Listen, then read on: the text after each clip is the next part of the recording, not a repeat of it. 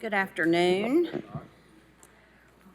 I want to first, before I call the meeting to order, apologize for commissioners eating in front of you. We just got our food delivered, so we're not trying to be rude. We usually try to do that beforehand, but anyways, we will be probably eating.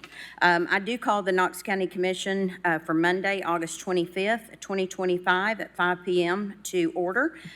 Seated to my right is Vice Chairwoman Kim Frazier and Deputy Law Director Moyer. Seated to my left is Kim Ellis. She's not here. And Haley Evans from the clerk's office. I don't see any elected officials. Sherry Witt wasn't here, but I think she stepped out. So Madam Clerk, please call the roll. Commissioner Rawls. Present. Commissioner Durrett. Here. Commissioner Oster. Here. Commissioner Jackson. Here. Commissioner Russell. Here. Commissioner Hill. Here. Commissioner Lee. Here. Commissioner Thompson. Here. Commissioner Fox. Here. Commissioner Jay. Here. Commissioner Frazier. Present. 11 members are present. Thank you. And we do have a quorum. At this time, I will recognize Commissioner Frazier for the devotion. Thank you, Madam Chair. I wanted to use this time to reflect on the significance of Labor Day since it's right around the corner. And Labor Day is a time set aside to honor the dignity of work and the countless contributions of those whose labor has built and sustained our communities and our nation. Labor Day reminds us all that work is not only necessary for daily living, but also deeply connected to God's design and purpose for humanity. Genesis 2:15 tells us, "The Lord took the man and put him in the Garden of Eden to work it and take care of it." From the very beginning, work was a part of God's good design, not a burden, but a calling.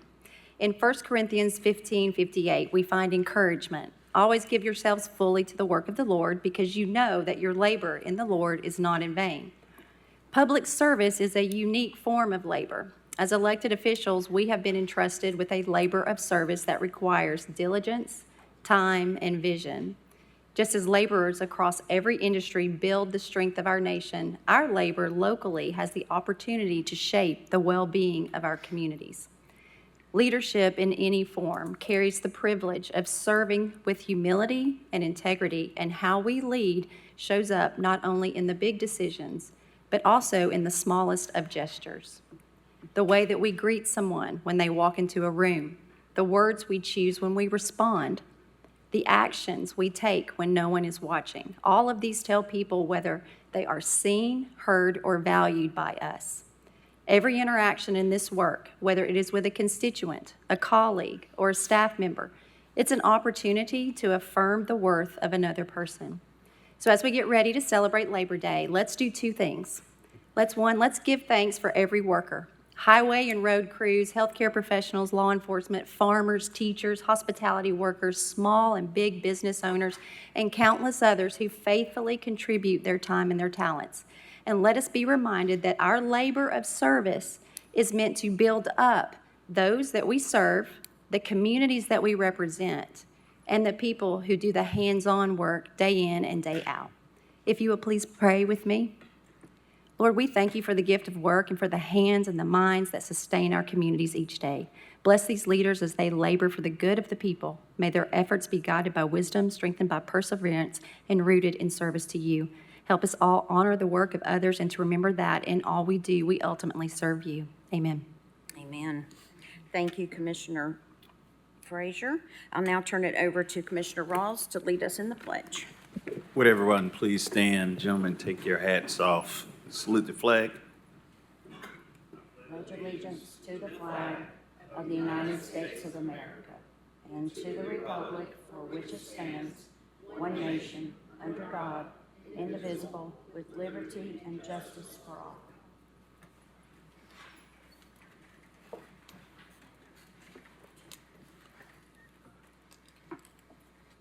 Thank you. If it's at the pleasure of the body, after we set the agenda, we'll entertain a motion on the education and general consent government calendars, honorary resolutions, and presentations, and then read the rest of the agenda. Set the agenda. Additions are number 25 and 27. Defer to September is 35 and 38. Defer to March 2026 is number 45. Withdrawals are none, and non-consents 26 through 31, 34, 36, 37, 39 through 44. I'm going to read those one more time. Additions 25 and 27. Defer to September is 35 and 38. Defer to March 2026 is number 45. Withdrawals are 0. Non-consents 26 through 31, 34, 36, 37, 39 through 44. Do I have a motion to set the agenda? So moved. I have a motion made by Commissioner Durrett and a second by Commissioner Thompson. Any discussion? Seeing none, all in favor? Aye. All opposed? The ayes have it. I will now entertain a motion to approve the education and general government consent calendars. So moved. Second. I have a motion on the floor by Commissioner Jay, second by Commissioner Frazier. Any discussions? Seeing none, all in favor? Aye. All opposed? The ayes have it. Before we get to the first honorary resolution, we have someone signed up to speak on this item, Mr. William Mendoza. Mr. Mendoza, if you'll give your name and address for the record, please, and you have up to 5 minutes to address commission. Thank you. My name is William Mendoza. I live in Knox County, 2442 Brown Avenue. Today I'm here to talk about the honorary resolution that Commissioner Fox brought. Our ayes today, as a strong opposition to this resolution, commending Knox County Sheriff's Office and ICE for their work with 287G. I want to be clear. I respect the work of our Sheriff's Office, and I understand the need of public safety, but this program does not do that. It makes our communities divided between law enforcement and residents. Let us be clear about this program. It makes our local enforcement act as federal immigrant agents. It shifts the mission of the Sheriff's Office away from protecting the public safety for all residents, and instead it turns it into an arm of the federal immigration enforcement. This has dangerous consequences. When immigration families fear of calling the Sheriff's Office or 911 about domestic violence, theft, or other crimes and result of deportation for themselves or loved ones, they stop reporting crimes. I specifically know of a case of people of my church who have gotten deported because of a wreck that they didn't even cause. And now they're deported. This makes communities less safe, not more. Public safety depends on trust, and this program destroys that trust.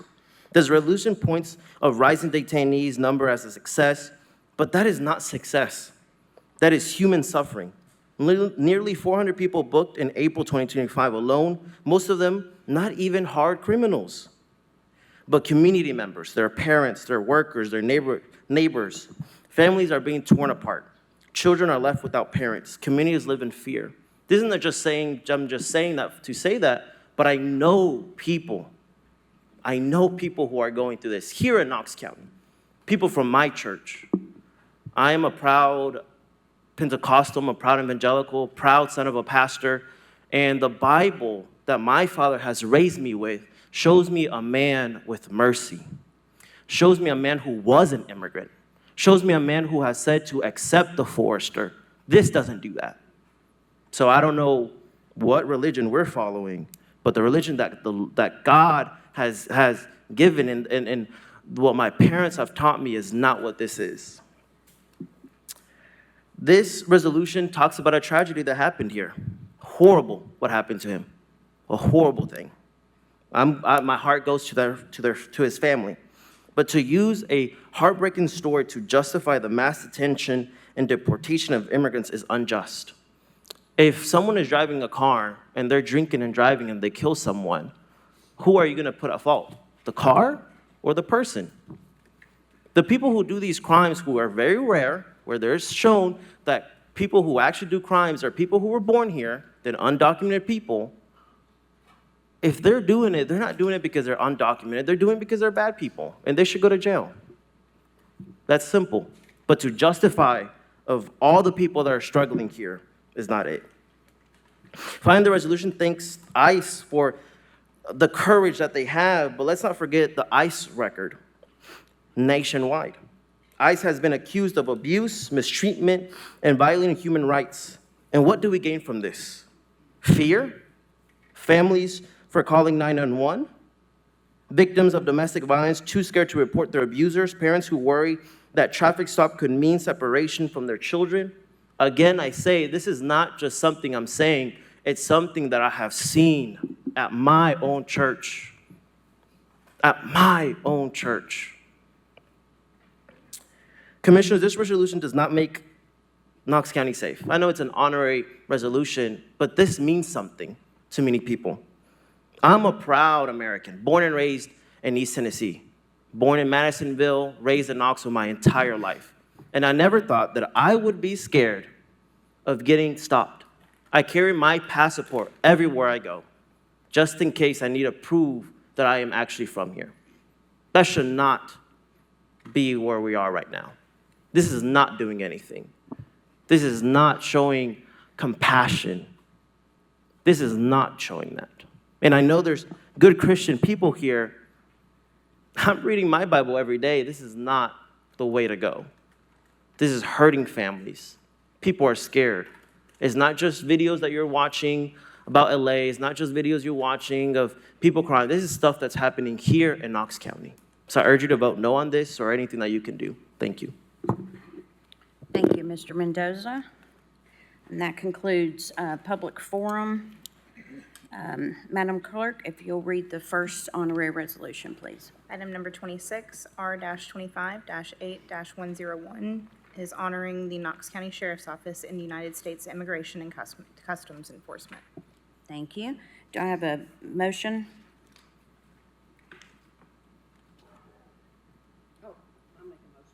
Okay. Would you like to second it? Yes, I do, Okay. Madam Chair. We've got a motion on the floor and a second. Any discussion? Commissioner Rawls?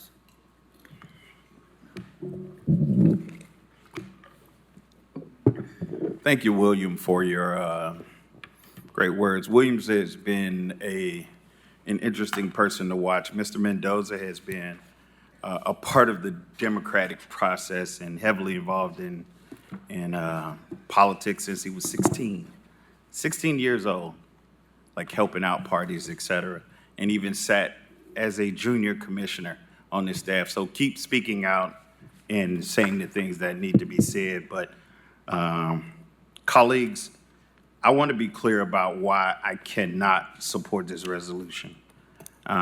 First, this resolution pulls Knox County into the middle of a national and a partisan political debate. The language used here goes far beyond acknowledging local operation. It inserts us into a divisive conversation about immigration policy that should remain at that federal level and not an issue politically charged on a local level. The tenor of national politics should not be the tenor of local politics.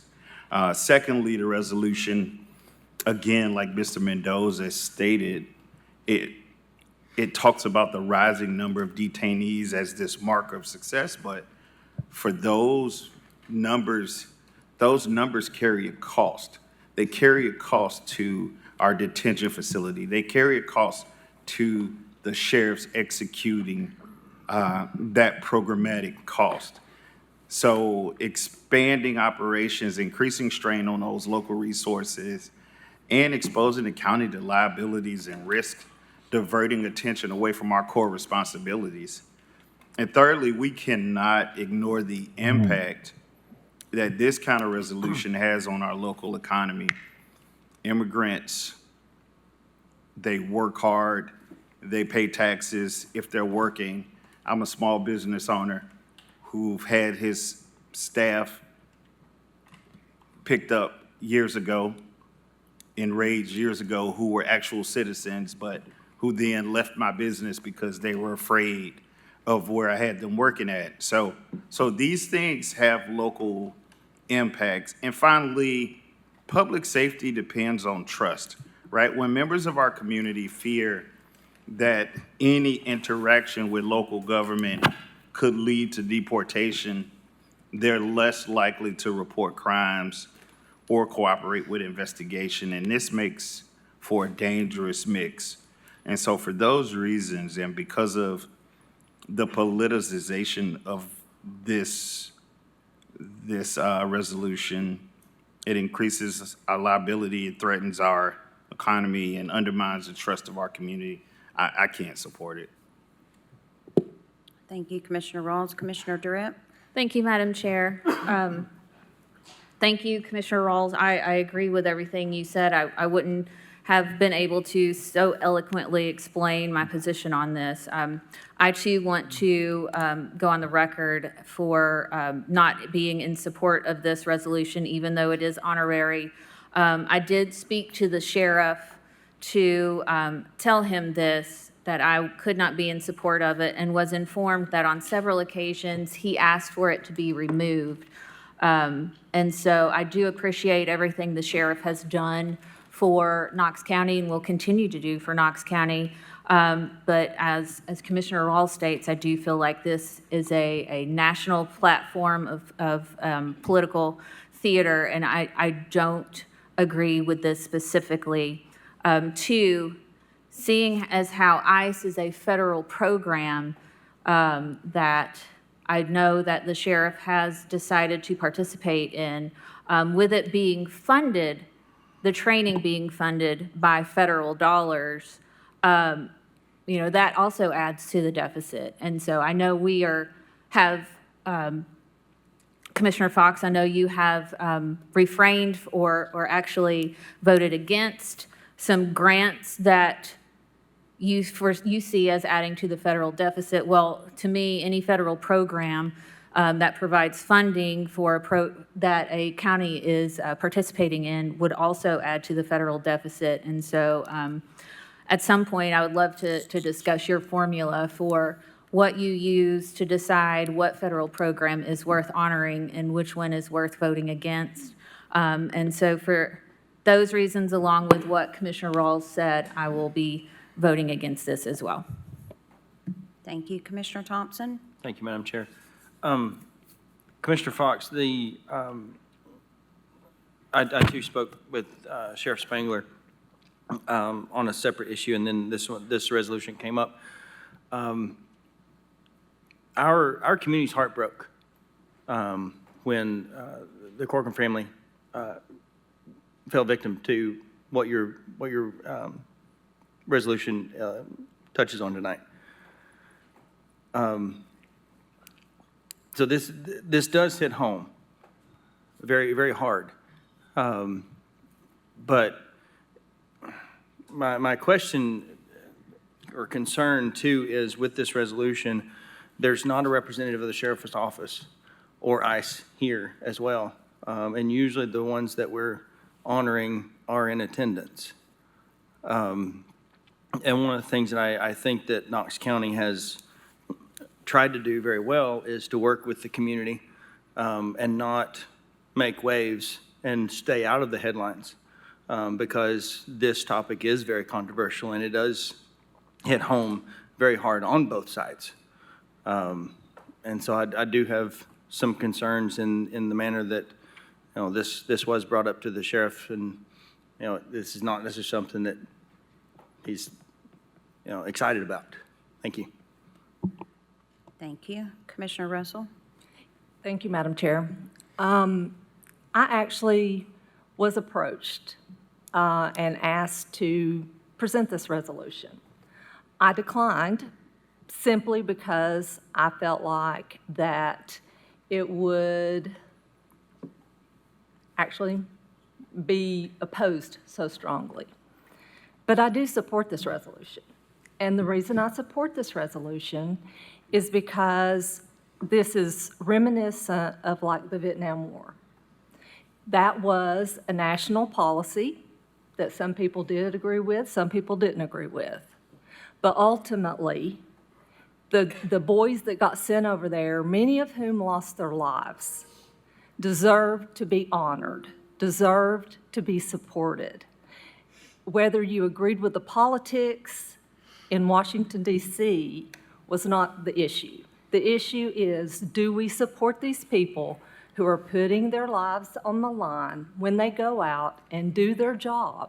Not the job that we tell them to do, because we are not in charge of that, but the job that the President of the United States that was elected has decided is their job.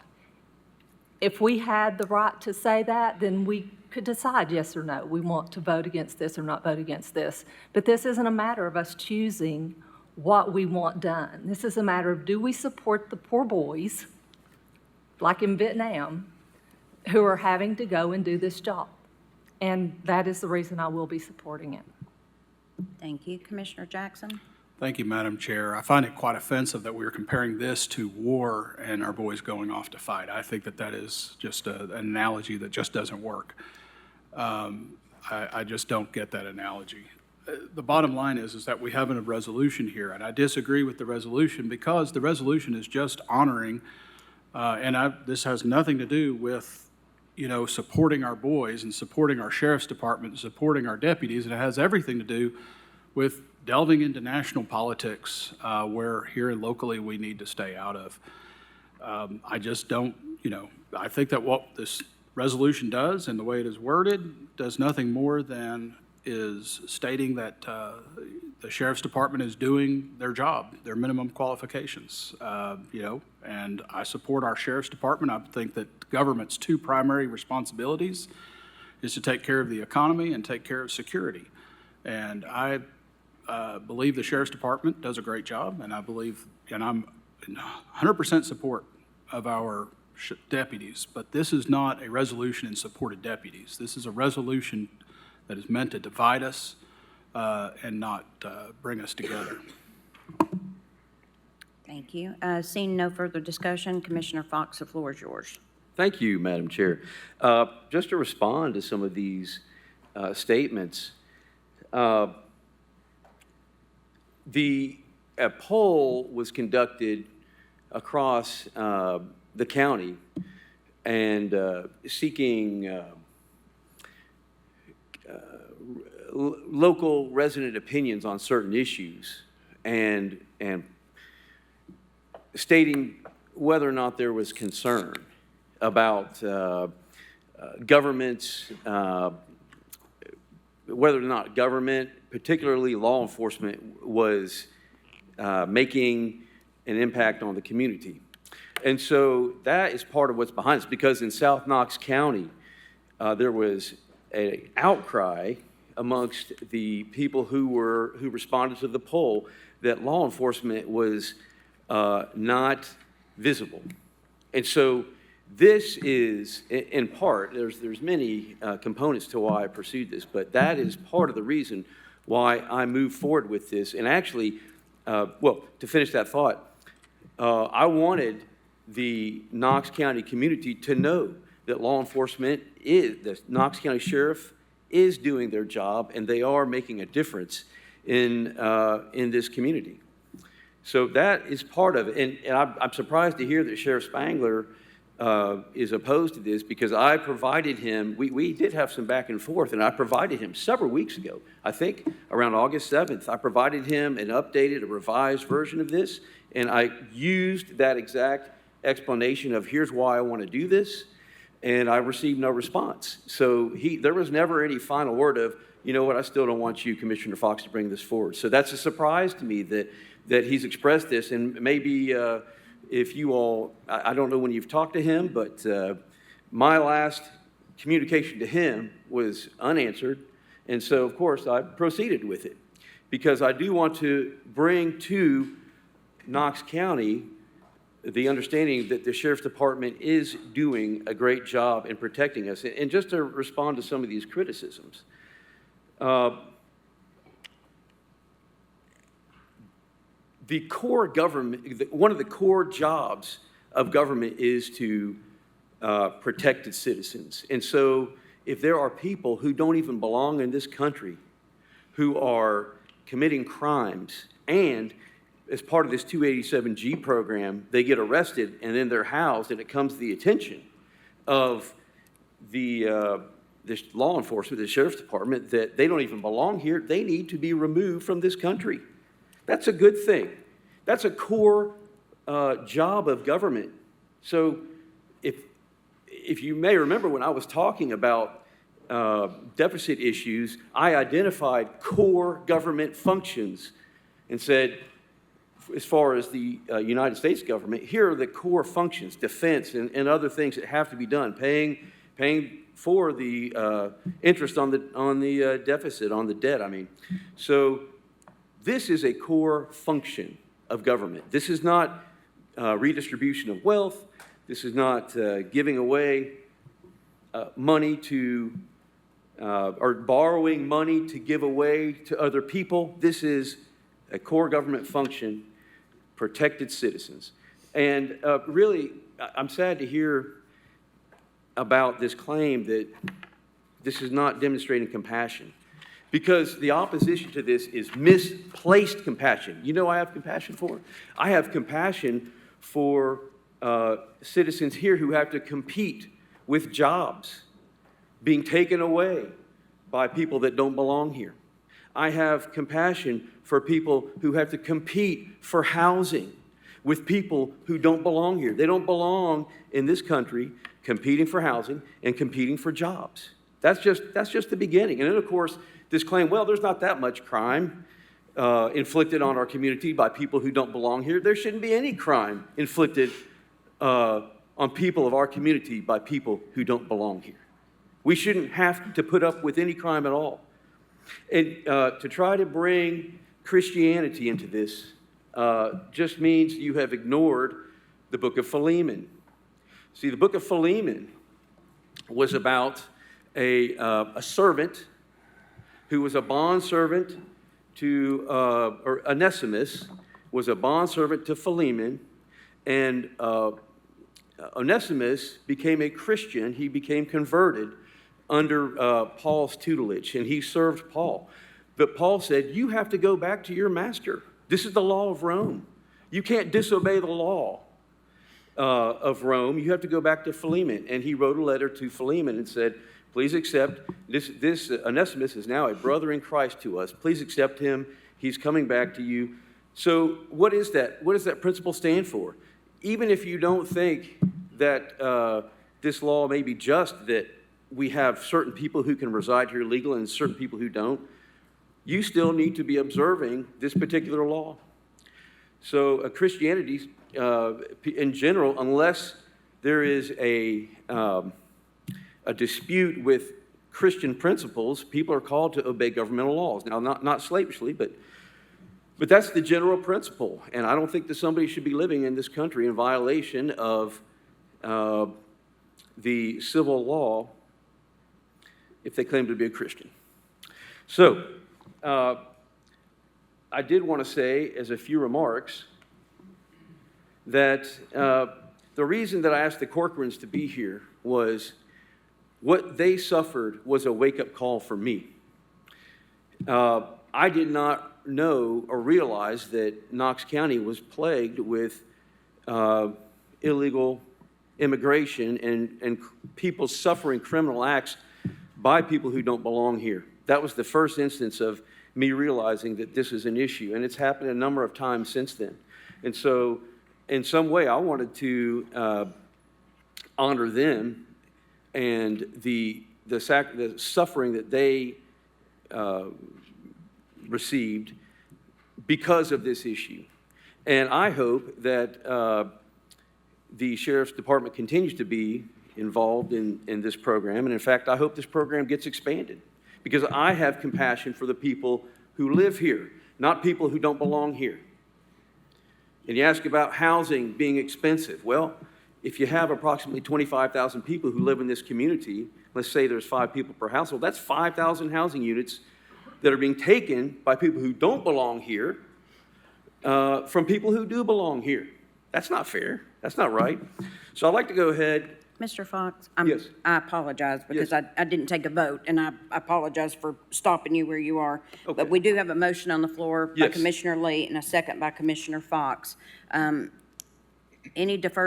further discussion? Seeing none, all in favor? Aye. All opposed? No. So we have, we have Commissioner Durrett is no, Commissioner Rawls, is that correct? Okay. Commissioner Jackson? Correct? And Commissioner Hill is a pass. I'm gonna, Okay. you, and that motion passes. Okay, Commissioner Fox, I'm sorry, the floor is yours. I forgot to do that. I apologize. Thank you, Madam Chair. Whereas the Knox County Sheriff's Office has faithfully participated in the U.S. Immigration and Customs Enforcement 287G program since 2017, making Knox County one of the first counties in Tennessee to participate in this program that deputizes local law enforcement to assist in the identification and detention of people residing in the United States in violation of immigration laws who are arrested on criminal charges. And whereas, as of July 2025, Knox County is now one of 20 Tennessee counties participating in this voluntary partnership between ICE and Tennessee Sheriff's Offices. And whereas Knox County's Roger D. Wilson Detention Facility, operated by the Knox County Sheriff's Office, has become a regional hub for immigration detainees, housing detainees from across East Tennessee and booking nearly 400 immigration detainees in April 2025 alone, which is an increase from 66 in October 2024 and 163 in January 2025. And whereas the Knox County Sheriff's Office and ICE personnel have performed their duties with professionalism and courage in the face of rising detainee numbers and potential dangers, particularly as national civil unrest, such as the riots in Los Angeles earlier this year, underscore the challenges faced by law enforcement in maintaining public safety. And whereas the Knox County Commission recognizes that the 287G program enhances public safety by ensuring that individuals arrested for criminal offenses are screened for immigration status and processed accordingly. And whereas the Knox County Commission recognizes that immigrants residing in the United States in violation of United States immigration law have committed crimes in Knox County that resulted in the deaths of Knox County citizens such as Pierce Kennedy Corcoran. And whereas, as President Trump's administration enforces United States immigration law rigorously, the Knox County Commission seeks to affirm its support for the Knox County Sheriff's Office and ICE in their critical roles of prioritizing the removal of those in Knox County who are residing in the United States in violation of U.S. immigration law, including those who are violating the general criminal laws of the state of Tennessee. Now, therefore, be it resolved by the Commission of Knox County as follows. The Knox County Commission hereby commends the United States Immigration and Customs Enforcement and the Knox County Sheriff's Office for their tireless efforts and dedication in managing the significant increase in immigration detainees, ensuring public safety under challenging and often dangerous circumstances. The Commission expresses its gratitude for the Sheriff's Office commitment to the 287G program and its role as a regional hub, processing nearly 400 detainees in April 2025, demonstrating exceptional operational capacity. Be it further resolved that the Commission urges continued collaboration between the Knox County Sheriff's Office, ICE, and other federal and state agencies to uphold public safety and enforce immigration laws. Be it further resolved that a suitable copy of this resolution be presented to the Knox County Sheriff's Office, the ICE Field Office, and the Tennessee Congressional Delegation. Be it further resolved that this resolution is to take effect from and after its passage as provided by the Charter of Knox County, Tennessee, the public welfare requiring it. Thank you, Madam Chair.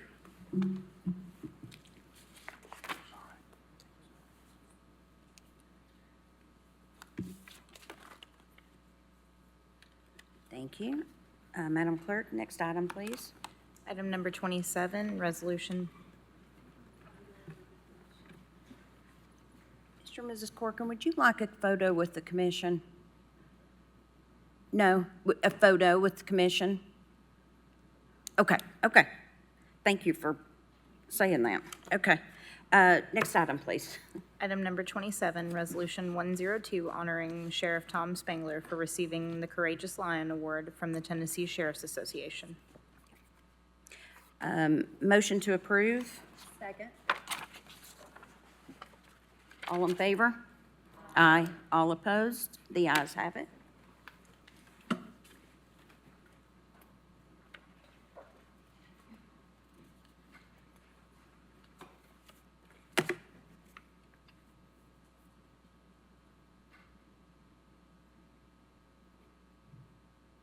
Sheriff Spangler. Sheriff, if you'll join me down here, please. Thank you, Commission. I'm not sure if you saw that Sheriff Spangler won the Lion Award, which is a very prestigious Award, and we felt that it was only right to recognize him for the work that he's done, along with being, where is he? There you go. Along with being, dealing with cancer treatment, and he still was there every day for his community. Whereas the Tennessee Sheriff's Association recently awarded Knox County Sheriff Tom Spangler the Courageous Lion Award, a prestigious recognition honoring individuals demonstrating exceptional dedication and service to the field of law enforcement.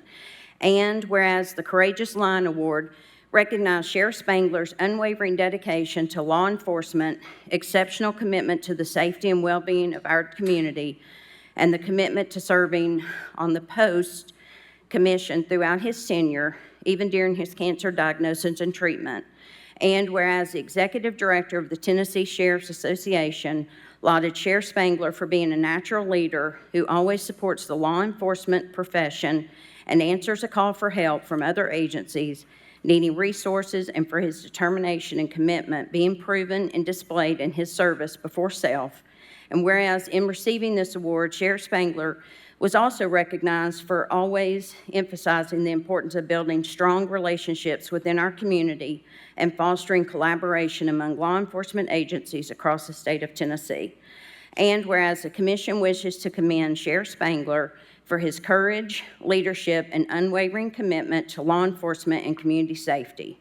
Now therefore be it resolved by the Commission of Knox County as follows. The Knox County Commission hereby honors Knox County Sheriff Tom Spangler upon the occasion of his receipt of the Courageous Lion Award from the Tennessee Sheriff's Association, and on behalf of the citizens of Knox County, applauds his distinguished service and dedication to law enforcement and the safety and well-being of Knox County.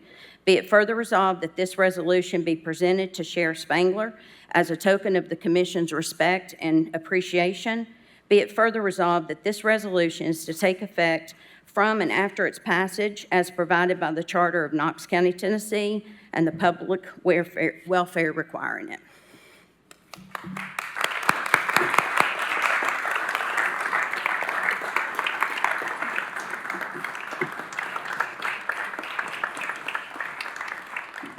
Thank you, Commissioners. Thank you, Madam Chair.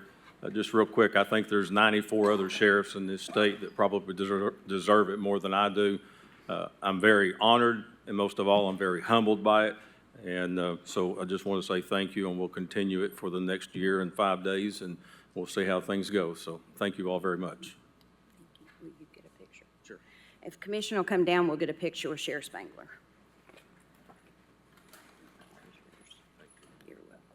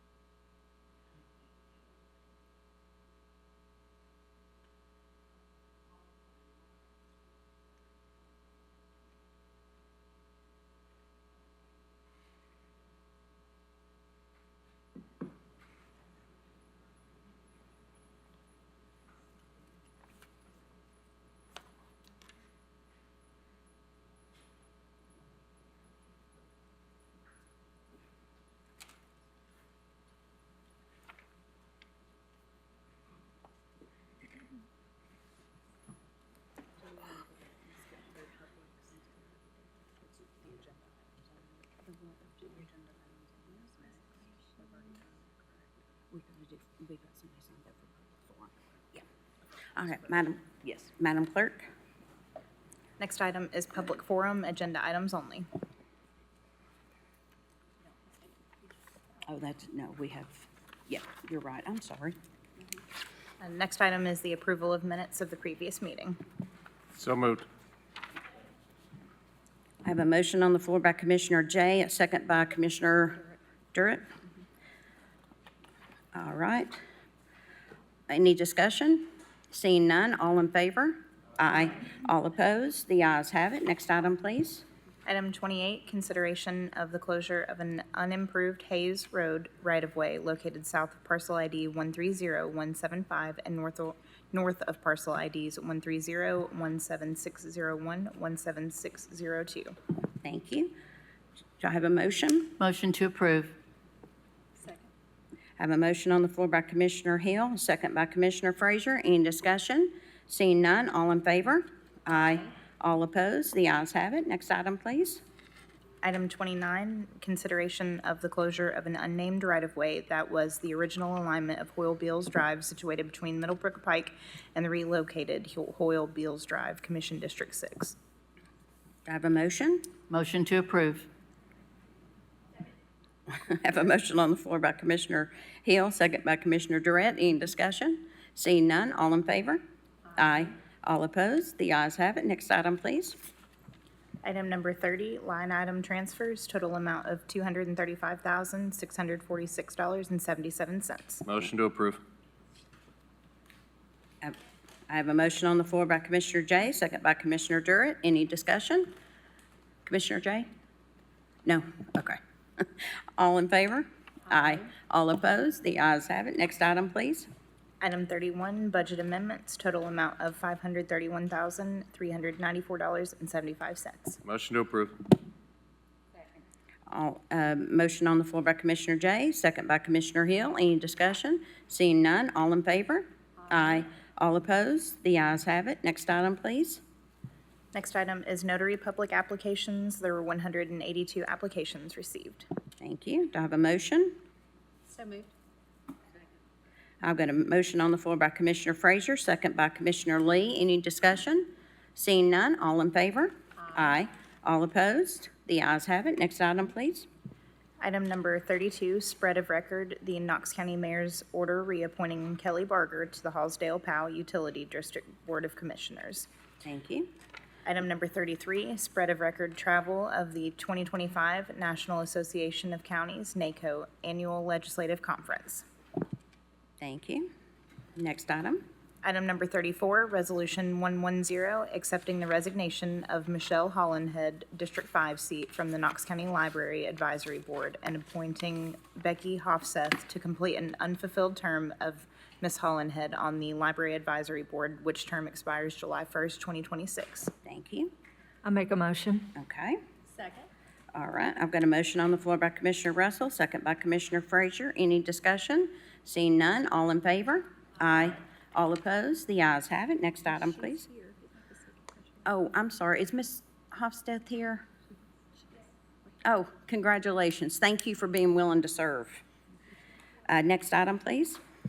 Item number 36, Resolution 407, approving a construction contract with Norris Brothers Excavating LLC in the amount of $9,327,610 for the installation of a pump station and associated work to proactively manage the elevation of Bluegrass Lake to prevent future flooding events. Do I have a motion? Motion to approve. I got a motion on the floor by Commissioner Jay, second by Commissioner Jackson. Any discussion? Seeing none, all in favor? Aye. All opposed? The ayes have it. Next item, please. Item number 37, Resolution 801, designating, committing, and appropriating funds in the amount of $5,752,313.29 from fiscal year 2025 to fiscal year 2026 for various funds and departments. Thank you. Motion to approve. Got a motion on the floor by Commissioner Jay, second by Commissioner Durrett. Any discussion? Seeing none, all in favor? Aye. All opposed? The ayes have it. Next item, please. Item number 39 is Resolution 903, requesting the Knox County Ethics Committee to conduct a comprehensive review and revision of the Knox County Code of Ethics. Motion to approve. Second. I've got a motion on the floor by Commissioner Frazier, second by Commissioner Jay. Any discussion? Commissioner Frazier?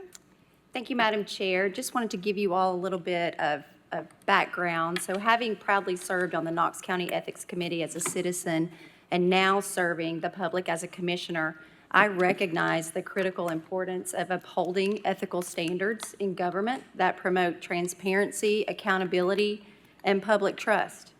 Knox County also recognized the importance through the adoption of the Knox County Code of Ethics pursuant to the requirements of the Tennessee Comprehensive Governmental Ethics Reform Act of 2006. This act serves as a foundational document guiding the ethical conduct of elected officials, employees, and appointed representatives. Some 19 years later, expectations have evolved. Community standards heightened, and operational realities warrant a timely and thorough assessment of the current policy to ensure that it remains comprehensive, relevant, and enforceable. Before you is a copy of the resolution with the proposed scope of work. This scope and areas of focus were created after meeting with our law department and our Director of Human Resources. This resolution requests that the Knox County Ethics Committee undertake a comprehensive review of the Knox County Code of Ethics and present recommendations, if any, to the Knox County Commission that address emerging ethical issues, clarifying existing provisions, and incorporates new language relating to campaign contributions, conflicts of interest, transparency, nepotism, dual service, and public accountability. As you will see in the resolution, I have written some encouragements to the Ethics Committee or areas that I feel might need some attention. I also wanted to ask if in that, potentially, we include some of the things that Commissioner Jackson brought to us for consideration at our agenda review. I also included a reasonable time frame of 120 days from the time of adoption of this resolution, or as soon thereafter as practical. Commissioner Rawls would like me to read what we are encouraging the Ethics Committee to do. 180 days. Did I not state that? I'm so sorry, and thank you very much. I appreciate that. 180 days from the adoption. This will give the Ethics Committee adequate time to present its findings, again, if they have any, and recommended revisions. And if they need additional time, they can also come before Commission and ask for additional time. If they have recommendations, that will be included in our agenda for consideration, much like any other work coming out of any of our subcommittees or boards. Commissioners, if you have any questions, I'm happy to answer those. We also have a representative here from the Ethics Committee. I did address the Ethics Committee with this scope of work and had some great encouragement and support, and also a little bit of feedback, which you will see in the resolution. Thank you, Madam Chair. You're welcome. Dean, commissioners have any questions? Commissioner Hill. Not questions, but I do think if you hadn't already planned to do this, that we should recognize some of the Ethics Committee that are here and serving and are supporting this. Yes, I'd be happy to do that. In the effort. audience, we do have Mr. Michael Biddle, who serves on the Ethics Committee on behalf of Knox County. I do want to state that their chair had planned to be here, but she is stuck in the air transportation system. And so we also have Mr. Stephen Goodpasture, who is here. So the show of having members of the Ethics Committee. Oh, and again, we have a third member here. Thank you, Ms. Crystal Gibson, for being here. I hope that that shows the commission that our Ethics Committee is encouraged and support of this effort and are willing to put in the work. As I said to them when I stood before them, I recognize this is a heavy lift, but we all feel like it's critically important, especially in these days. So if you have any questions for any of them or for me, Madam Chair, I'll turn it back to you. Thank you. Everybody's quiet tonight. I do want to thank the Ethics Committee for taking this on. Commissioner Frazier said it is a heavy lift, and to ask members of the community that are doing this out of their own time, we certainly appreciate you taking this serious and handling this. So seeing no further discussion, we have a motion on the floor by Commissioner Frazier, second by Commissioner Jay. All in favor? Aye. All opposed? The ayes have it. Thank you all very much. Next item, please. Item number 40, Resolution 904, to establish legislative review of applications for state or federal financial assistance. Do I have a motion on the floor? I move for its adoption. Well, actually, Madam Chair, I move for the adoption of this resolution amended by alighting subsection E out of the resolution so that the resolution obviously would end at subsection D. And that's my motion. And I passed around a copy of the resolution with the subsection E highlighted so that everyone could reference it. Okay, do I have a second? And do I have any discussion? Commissioner Durrett? Thank you, Madam Chair. As was discussed at our last rules meeting, we went through when this was previously an ordinance, and then it was said to that it needed to go to rules. And then in our last rules meeting, it wasn't, we discussed briefly bringing it up, but we never discussed this actual piece. So I guess my question is for the law department, would this not, since it is affecting our agenda, would it not need to go to Rules Committee and be adopted as a rule change? If it is calling for this to be added, and I was trying to pull it up real quick, if this is calling for this information to be added to spread of record, it does seem to be that would affect the rules. But thank you. I'm not. Commissioner, Hang on just a minute. oh, okay, I'm sorry. I just wanted to take a look at it real quick. Yeah, so it calls for adding something to the commission agenda, and I think really the only appropriate way to do that is to go through the rules to do that. Thank you.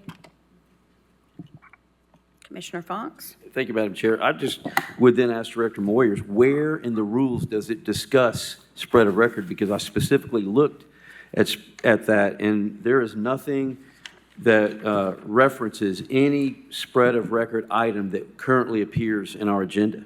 I mean, I looked at that before I drafted this resolution to make sure that there was not something in our rules that says, okay, here's what can go in spread of record right now. There's nothing. The only thing that I saw, and you know them better than me, but the only thing that I saw in the commission rules was just the title, spread of record. Right, and I'll be quite frank with you, although I've been around here for a long time, I hadn't been around here forever. And I don't know, frankly, what the source is for a lot of things that go on spread of record. You're right, there's nothing in here that directs what goes there or not. So I don't know if in the past there have been resolutions that say that this or that item would be placed on spread of record. I don't know where a lot of that came from. But if you're passing a resolution or an ordinance that requires that something be added to what would be Rule 1, Section B, sub N, as a separate, I assume as a separate category, I would think that it would need to go through rules. But this commission can make a judgment about whether or not it thinks that's an appropriate way to go. Well, but what I deliberately elided the portion out that says, okay, let's put this in the rules. I took that out, so, because I do intend on bringing this before the Rules Committee, but there are two sides to this, in my opinion. There's the side that place a binding obligation on the executive branch, and then there's the legislative side, and obviously, there's no requirement that the legislative side even address it, because we have things of spread of record all the time. We had some on this particular meeting, and there was there's nothing in the rules about that. So I guess my question would be, why would this be receiving any unequal treatment from things that are already established? Like I said, I don't know whether it is or isn't, because I don't know what the source is for the other things that are placed on spread of record. I just don't. I'd be happy to research that and where these things came from. A lot of these things may just be stuff that's gone on since Dale Workman was law director. I just don't know. I don't recall there ever being a resolution that required things to be placed on spread of record. So I just don't know why we put certain things on there. Like earlier, We had today spread a record what the expenses the commission spent on some recent travel, right? I don't know why we do that. I'd be happy to look into it, but as you ask me right now, why do we put that on spread a record? I don't know. I have to assume that at some time in the past, there was a resolution that said we're going to put these things on spread a record. But I would have to go find that, and then I'd have to find, did it go through Rules Committee? All I know is that this resolution, as it's worded, requires that a thing go on spread of record. That, it seems to me, it affects the rules, and under the commission rules, if it affects the rules, it would go to Rules Committee. But the commission might decide that's not the case, that it just can go on there anyway. I don't know. Okay. I'm giving you my best gut read. I can't tell you absolutely there's something I can point at that says you got to do it that way. All right, in that case, I would like to see the research, because if there is nothing justifying treating this unequally, then, I'll bring this up at a time when we have more information. So I'd like to then make a substitute motion that we defer this until next month, and let's get some research. We'll try to figure it out. If I can get a second, Madam Chair. It's a second, okay. And we've got a substitute from Fox and second by Lee. Further discussion, Commissioner Durrett? Thank you, Madam Chair. Mr. Moyers, page 20, section D is where commission travel, in our rules, is where commission travel is listed to be added to our agenda under spread of record.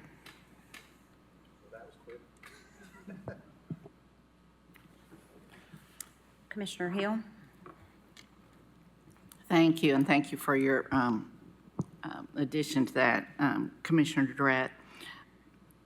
I'm wondering if the presenter has a serious objection with going ahead and running it through rules first. By the time we do this substitute motion and you all research it, we probably could have it before rules, or very close. I'm not sure when rules meets again, but I'm just inquiring. Commissioner Frazier? Thank you, Madam Chair. The next Rules Committee is Monday, October 27th, and this is on the agenda for the Rules Committee to consider.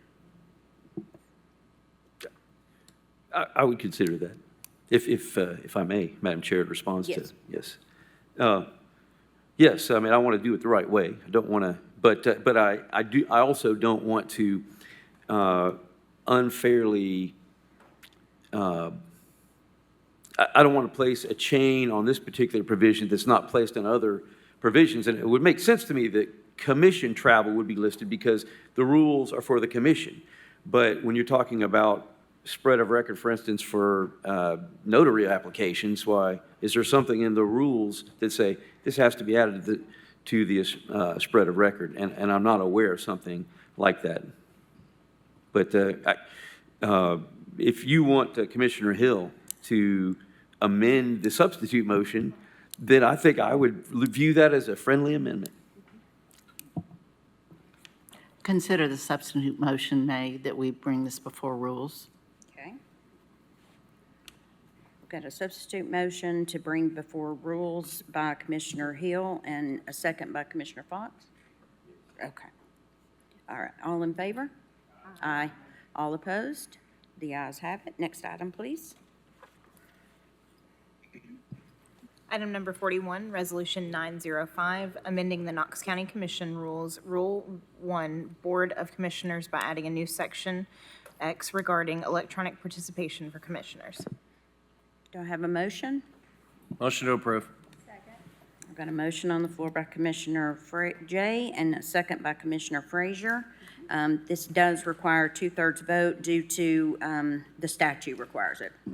So, Commissioner Russell?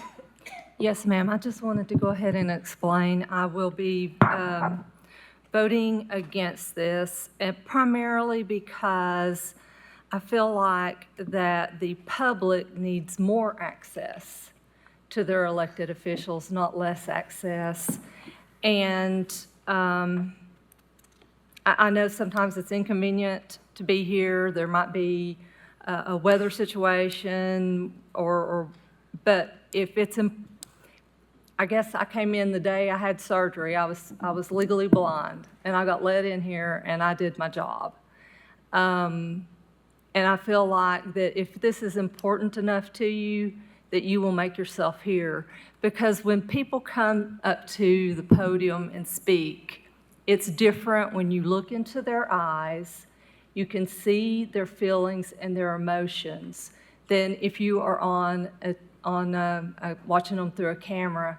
And I just feel like that we need to be here for the people who elected us. So I will be voting against it. Thank you. Commissioner Jay? I'll wait until the other commissioners have spoken. Commissioner Rawls? I'm totally in support of this. I think what previous commissions these guys have been working on this, 4 years now? School board has electronic participation. We all have situations, and you came to meeting, Commissioner, and I was like, oh my God, you're a soldier. But I felt sorry that you had to come here, or you felt compelled to come here, which if you had the ability, you could have, by this rule, you could have just zoomed in from home and been in a safe environment to let your eye heal, et cetera. So I actually support this. I think it's important. It's 2025. I mean, we live in a world where we can participate in some things. Now, I don't think that someone should abuse it, but if you've broken your leg and are sitting in a hospital and need to participate in the meeting, then you should be able to do that electronically, so. Thank you. Commissioner Hill? Thank you. I'm looking actually at the copy of the resolution, and it states that the only acceptable reasons are dealing with a family or medical emergency as determined by the county legislative body, the commissioner has been called into military service, or the commissioner is unable to attend in person due to inclement weather. I absolutely think that this is more than reasonable, aware of our former Commissioner Daley's very serious problem that he had that made him unable to attend. Just is an absolute example of why commissioners, even if they cannot make it here, should still be allowed to serve and to represent their districts. Thank you. So you're it, Commissioner Jay. Okay. Thank you, Madam Chair. I'll just re-outline this. The policy is there for extreme circumstances. Commissioner Russell, I pray that you never have a family member that is out of town that needs your assistance the day before an election or before a commission meeting, or you're called into military service in which you would still want to represent your constituents, or you yourself had an inclement weather issue that would you would put yourself in danger to come here. The goal of this originated from one of our commissioners, Commissioner Carson Daly, who literally had 55,000 constituents that he could not serve on this body because of a leg infection. And there are extreme circumstances, but as somebody who represents 506,000 people, I would want to participate in any way possible and be in front of the public in any way I possibly could. And if it meant that I was under circumstances that such as is outlined in the resolution, then I would certainly do every effort I could to represent my people. I appreciate the support. Thank you very much. Thank you. All right, so we have got a motion on the floor by Commissioner Jay and a second by Commissioner Frazier. I will do a roll call vote, and we'll start in District 1. Commissioner Rawls? Aye. Commissioner Durrett? Aye. Commissioner Oster? Aye. Commissioner Jackson? Aye. Commissioner Russell? No. Commissioner Hill? Yes. Commissioner Lee? Commissioner Thompson? Yes. Commissioner Fox? Aye. Commissioner Jay? Aye. Commissioner Frazier? Aye. All right, motion passes 10-1. All right, next item, please. Item number 42, Resolution 906, amending the Knox County Commission Rules, Rule 10, Section S, Commissioners not serving on committees with family members. regarding a commissioner not serving on a committee if that commissioner has a family member working in a Knox County government department which may be regulated, investigated, or overseen by such committee, effective September 1, 2025. Thank you. Do I have a motion to approve? Motion to approve. I have a motion on the floor by Commissioner Hill. Do I have a second? Second. And I got a second by Commissioner Durrett. Commissioner Hill. Actually, I'm wondering if I shouldn't just defer, because I know that there's going to be a substitute motion made, and I would prefer to just save my comments for then. Okay, so your motion is to defer? Oh, no, it's not to defer. Oh, I'm defer oh, my. your time, I'm sorry. I was My like, time oh, at okay. this moment, yes. All right, thank you. Commissioner Russell? Yes, ma'am. I am wanting to make an amendment to the wording. Currently, in one location, it calls for a committee or a board, and in another location, it calls for a committee or subcommittee. And so I'm wanting to add subcommittee where it's eliminated in one area and add board where it's eliminated in the other. We also outline who family members are. I noticed it lists grandparents, but it doesn't list grandchildren. And as a new grandmother, I can tell you the rest of them don't matter. That's the most important one anyway. So, so the grandchildren definitely need to be added. It also says in-laws, but it doesn't really specify what in-laws. So the word equivalent in-laws needs to be added there. The resolution also says that a commissioner should not be on there if a family member works in Knox County government. I think it should be both a commissioner or a family member. A family member may produce, depending on how well you get along with that family member, may produce personal conflict, but yourself, being an employee of Knox County, working in a particular department would definitely create conflict and would definitely make you subject to being potentially audited. So the word commissioner needs to be added there to make sure that we're covering not only the family, if you have a family member, but also if you are employed by Knox County. And then finally, the last item that I am suggesting amending, and I do have this in writing, so you'll have it for your records. The last item that I'm suggesting is we say that if a commissioner, if a commissioner has a family member in any Knox County government department or agency, which might be regulated, investigated, or overseen by such committee. I want to further that and make sure that we add a sentence that says an agency is defined as including but not limited to a nonprofit organization receiving funding from Knox County and therefore by contract having the same level of potential regulation, investigation, or oversight by the audit committee. Currently, if someone receives funding from Knox County, the contracts with those not-for-profits specifically states that they are subject to regulation and audit of the audit committee. So therefore, if an individual working for Knox County were concerned that they may be involved in an audit, we also need to be concerned that the not-for-profit would be involved in an audit. Both of them are could equally be targets of an audit. And so therefore, that needs to be added to make sure. The goal here is to make sure that we are addressing any potential conflict of interest. If we're wanting to address any potential conflict of interest, then we need to address them all. We have had we've had situations where currently we have, I guess, public distrust somewhat of the government right now in Knox County. And if we're trying to make sure that we are above reproach, then we need to make sure that we address everything, every one of these. And I just happened to notice that Director Holden is back there.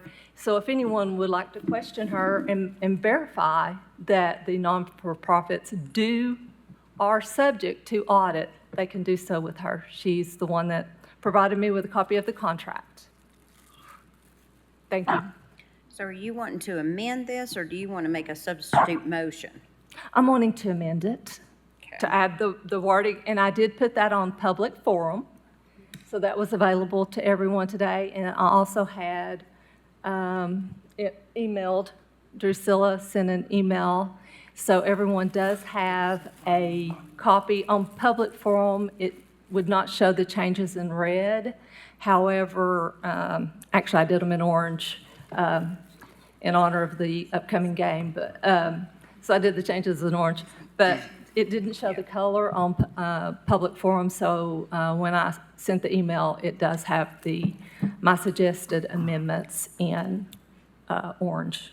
Okay, so we have a motion to amend by Commissioner Russell. Do we have a second? All right, further discussion, Commissioner Thompson? Thank you, Madam Chair. I don't necessarily see the need for the added language to as far as boards, or as far as the audit committee and you can't serve, because as I've gotten to know everybody here, there's many of us that serve on nonprofit boards or nonprofit organizations, and we're a part of them, or we have a spouse or a significant other or a family member who is part of that organization. And to say that you're not able to serve on that committee would nullify a lot of our participation in certain committees. But if you serve on that committee and your organization that you're tied to is audited, you exempt yourself. You step back. You say, okay, I can't be part of this organization, or I can't be part of this discussion. Just like Sheriff Spangler, he serves on the Post Commission. Well, if for some reason Knox County Sheriff's Office was part of a discussion, then he has to recuse himself from that conversation. It doesn't prevent him from serving on that commission or that committee. And so I don't necessarily see the need to add that, because I think it would prevent qualified commissioners from serving on the commission. Just like Commissioner Jackson, where he has an expertise in the banking industry, and why would I think he's a perfect candidate for being on the audit committee. It makes perfect sense, but just because he may have ties to certain nonprofit organizations who receive funding, who could potentially be audited, doesn't say they're going to, because if they're doing everything above board and doing everything right, then they fly under the radar and they never get audited. But because there's a potential of being audited, he's not able to serve on the audit committee, I would have a problem with that. That's my thought. Thank you. Oh, sorry. Commissioner Durrett? Thank you, Madam Chair. So, Commissioner Russell, are these the same changes that you brought to Rules Committee? No, ma'am. They're They have been changed. again from the, okay. So they have been changed again? They've been altered. Okay, not from because we did have a Rules Committee meeting where you were in attendance, and I then. was not in attendance. And at that then the first one you were, and then the second one, because we deferred it, you were not in attendance of that one and posted, and I have them here that you posted, the ones you posted on the forum then. So these are in fact different from those. Okay.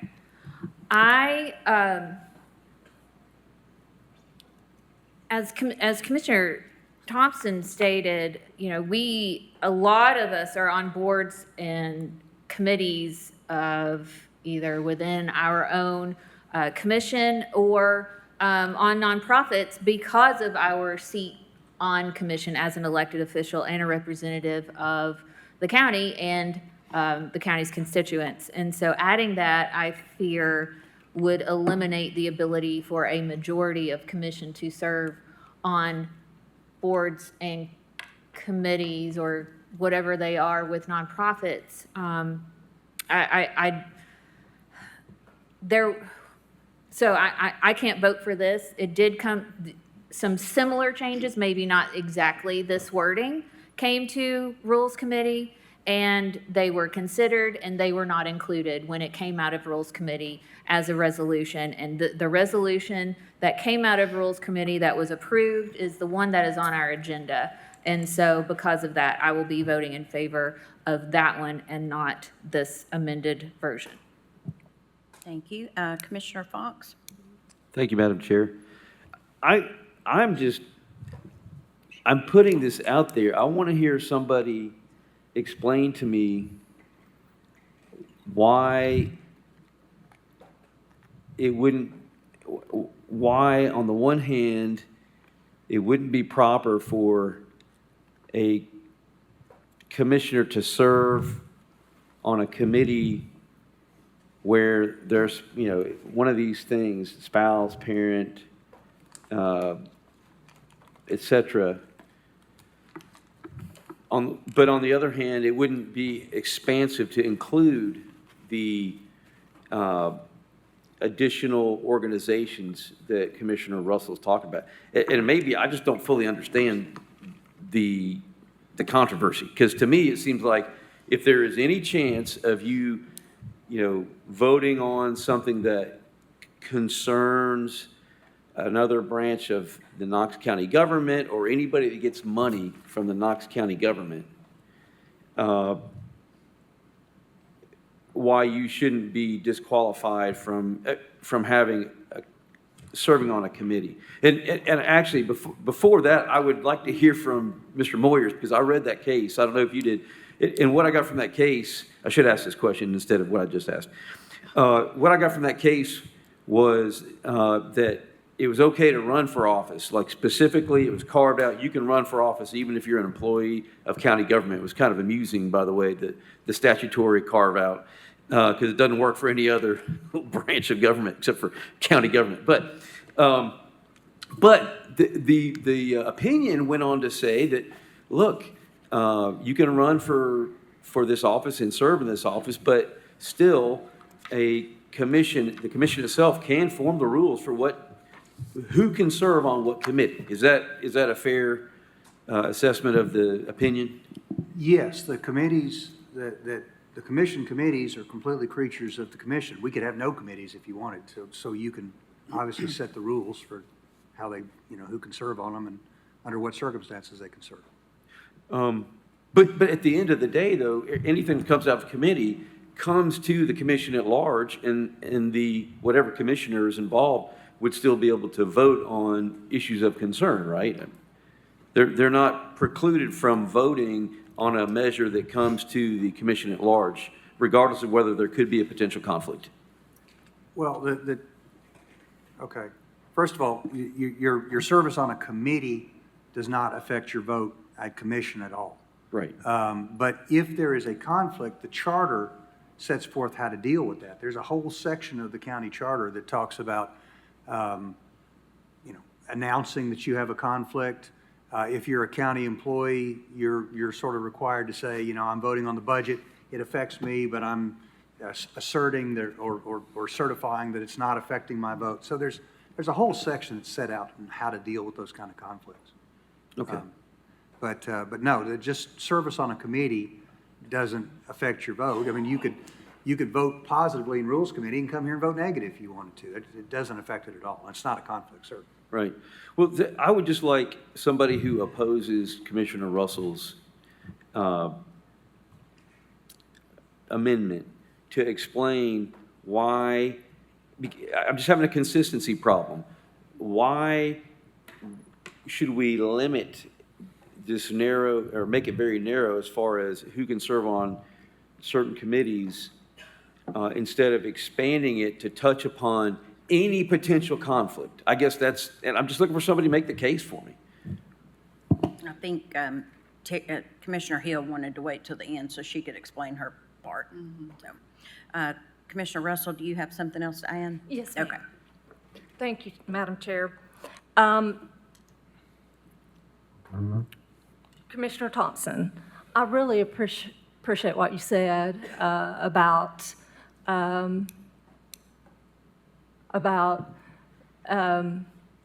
respecting your fellow commissioners, and I also do. Originally, there was not a resolution on here that related to this. This resolution was brought forth by, I think, two individuals, two commissioners, who specifically just outlined it to include family members who work for Knox County. I have a family member who works for Knox County. My family member has worked for Knox County since 2010. My husband works for Knox County well before I even thought about public service. So he's worked for a long time. I actually was an auditor for 3 years of my life for Ernst & Young, which is one of the 6 largest auditing firms in the world. I would dare say there's no one else up here who has 3 years of audit experience with one of the 6 largest auditing firms in the world. So I would say that puts me pretty close to being very, very well qualified for this position. However, this rule, the way it is currently written, only applies if your spouse, if your family member works for the county government. Well, your family member has no more of a chance of being audited as a not-for-profit does. They both have equally the same ability to be audited by Knox County Audit. So if one's a conflict of interest, then the other is a conflict of interest. Either they neither are a conflict of interest or they both are a conflict of interest. I agree. I think the majority of us know right from wrong and know when to recuse ourselves. I wasn't the one who brought the original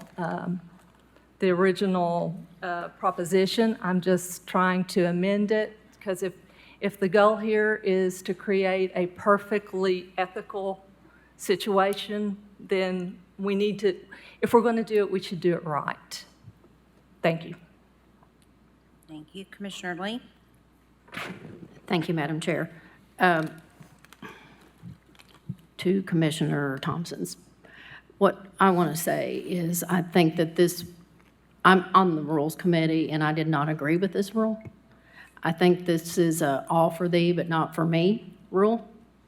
This was, I believe, targeted towards Commissioner Russell, who is very qualified to be on the Audit Committee. And if by some fraction of a minute fraction that her husband would have been audited, she would have recused her. I think she's honorable and has integrity. She would have recused herself. So if we're going to go that far to take somebody who's well qualified, all in the name of we want to be above board, then we should do it across the board. So I support what Commissioner Russell is saying, and including the nonprofit boards as well. Thank you. Commissioner Jackson? Thank you, Madam Chair. I have a little bit of a nuanced opinion to this one. That I work in, reading federal regulations all the time. And when you're reading federal regulations and laws, we always wonder, how do you get a book of laws this thick? And the reason is because, we want to, fix one situation, and then you fix it, and then somebody says, well, what does that word mean? And then what does that clause mean? And then you have to have a definition, and then you have to have a clause and define the clause and define the definition.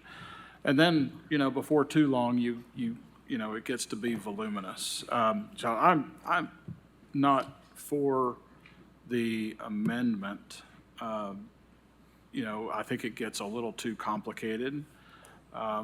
Honestly, when I first read this, I thought it was unneeded, and I kind of, I kind of probably still have that same opinion that it's probably not necessary. I trust Commissioner Russell to recuse herself, and I think that part of, being an elected official is, having the responsibility and the respect and, having the honor to do the right thing and trusting that person. So, you know, I think it's getting too complicated with Commissioner Russell, so I will not support that. I'm on the fence on the other one. Thank you. Commissioner Thompson? Thank you, Madam Chair. To Commissioner Russell and Lee, I understand your point, and I also do think, I was unaware of your past experience as an auditor, and I think, you know, you would be qualified. I would like to think that it'd be very obvious if for some reason that situation arose that you would recuse yourself, and you obviously have to.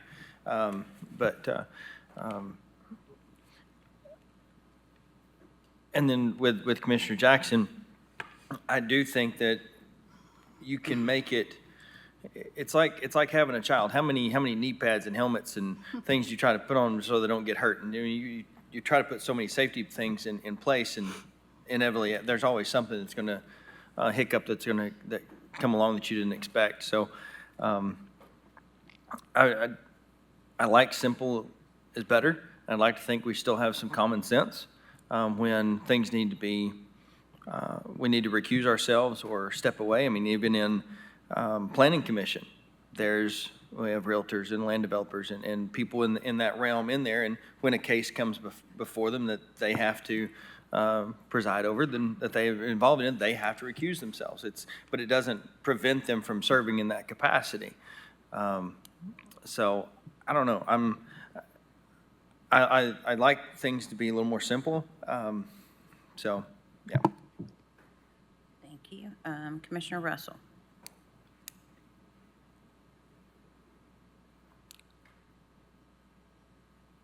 I guess,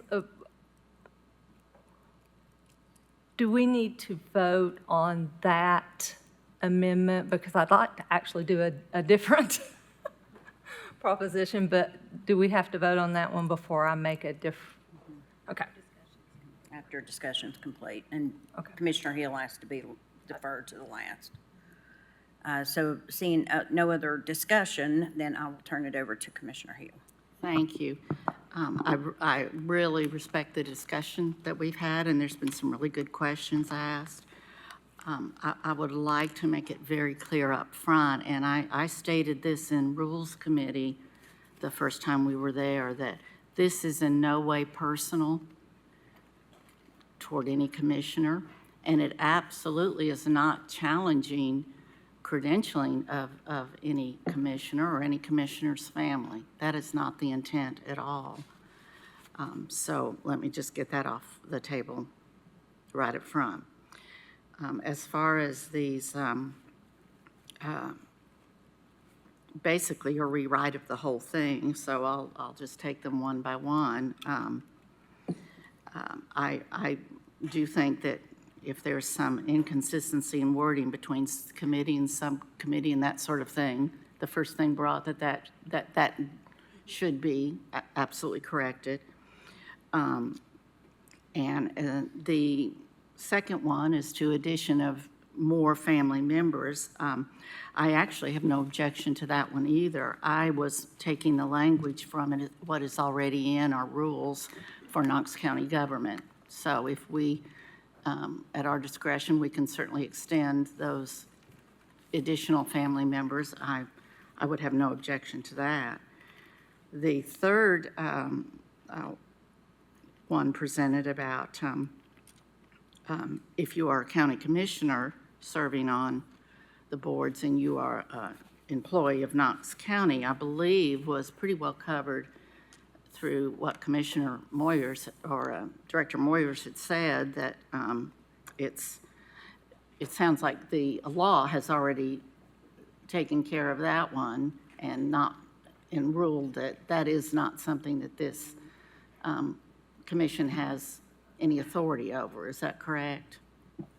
Well, again, the commission has complete control over who serves on its own committees and boards.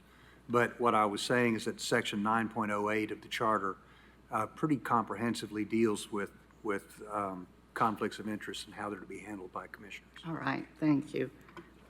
The last one, though, about adding not-for-profits. Before I address that, Commissioner Fox, you do ask a great question, and I will tell you that I specifically pointed out the Audit Committee and the Personnel Committee, and at this point in time wouldn't object if those were the only two committees even listed. The Audit Committee, because it does have direct control over internal auditing. And internal auditing of our departments has nothing to do with picking an individual out of any department and suddenly they are subjected to personal audit. So that, the thought that just because, you know, you work in Knox County and the internal auditor says there's a problem with the department does not automatically trigger the fact that someone individually could be personally audited in that department. So that's way bigger than what, anything we're talking about here. Audit Committee oversees our internal auditor, who in fact takes care of business within all of the departments of Knox County government. The Personnel Committee was mentioned on that because specifically the only people personnel have control over, our Personnel Committee that, even though it's a committee, any major action would be brought back to commission anyway, are the commission office. So we have 2 employees there that we are directly on direct report and have to be evaluated, and also the internal auditor. So there, I think you can recognize the conflict that could potentially be there because, in fact, he does report to this entire commission.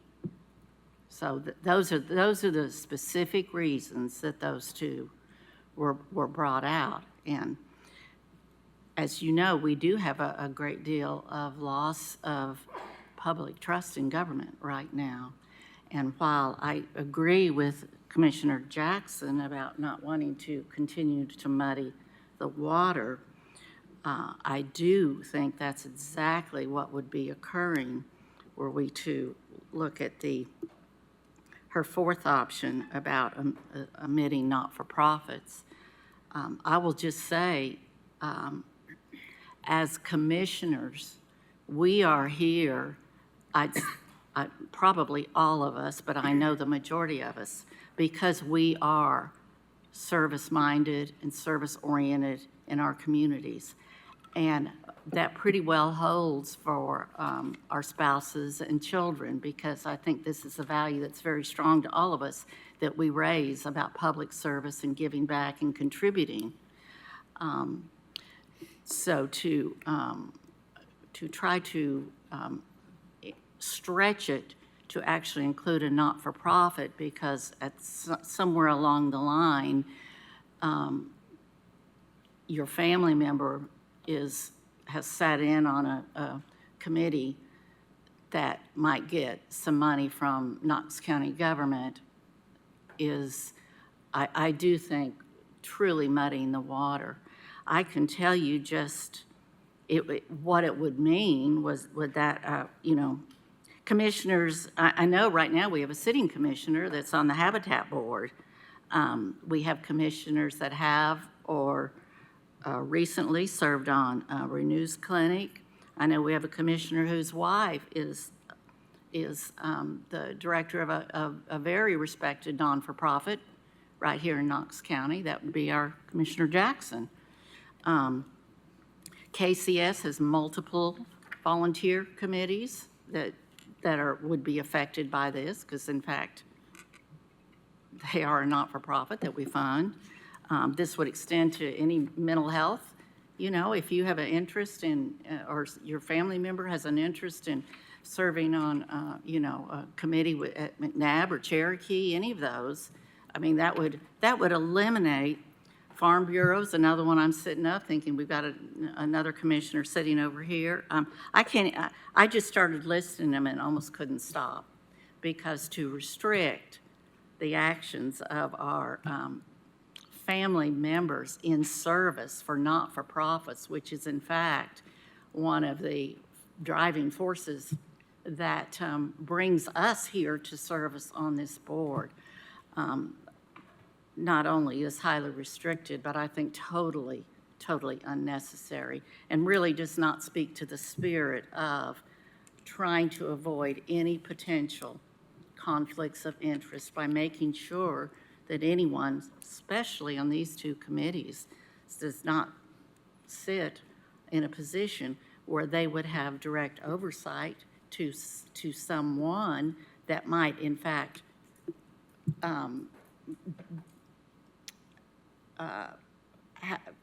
be in a position to make a decision over another family member. So I just think reaching beyond this is totally unnecessary. We are trying to accomplish what has in fact been in our headlines that none of us like. And it is more important now than ever that we absolutely be held to a higher standard. And this is my attempt to make sure that no one can point, especially at these two committees, and reflect on an action, one of us may have taken because we had a family member that was, in fact, worked for a department that was audited. So that is, in fact, where all this came from. So because of all that, I'm not going to vote for the amended motion, and I will be happy to make some revisions in my original motion if we get back to it. So, thank you. Thank you. Commissioner Russell? I guess I'm confused. Are we wanting to vote on that one We're now? going to or would vote you on like- the amendment, but you had your light on, so I didn't know Okay. if you wanted to add something. yeah, I'm- And then Commissioner Lee had something Then- also. Thank you, Madam Chair. I just had a comment. If we're voting on whether or not the people would have family members that serve on a nonprofit, I think that would be a conflict for those people that would pertain to even vote on that. If they're voting on whether or not their family member serves on a nonprofit, that's a conflict for them to vote on that.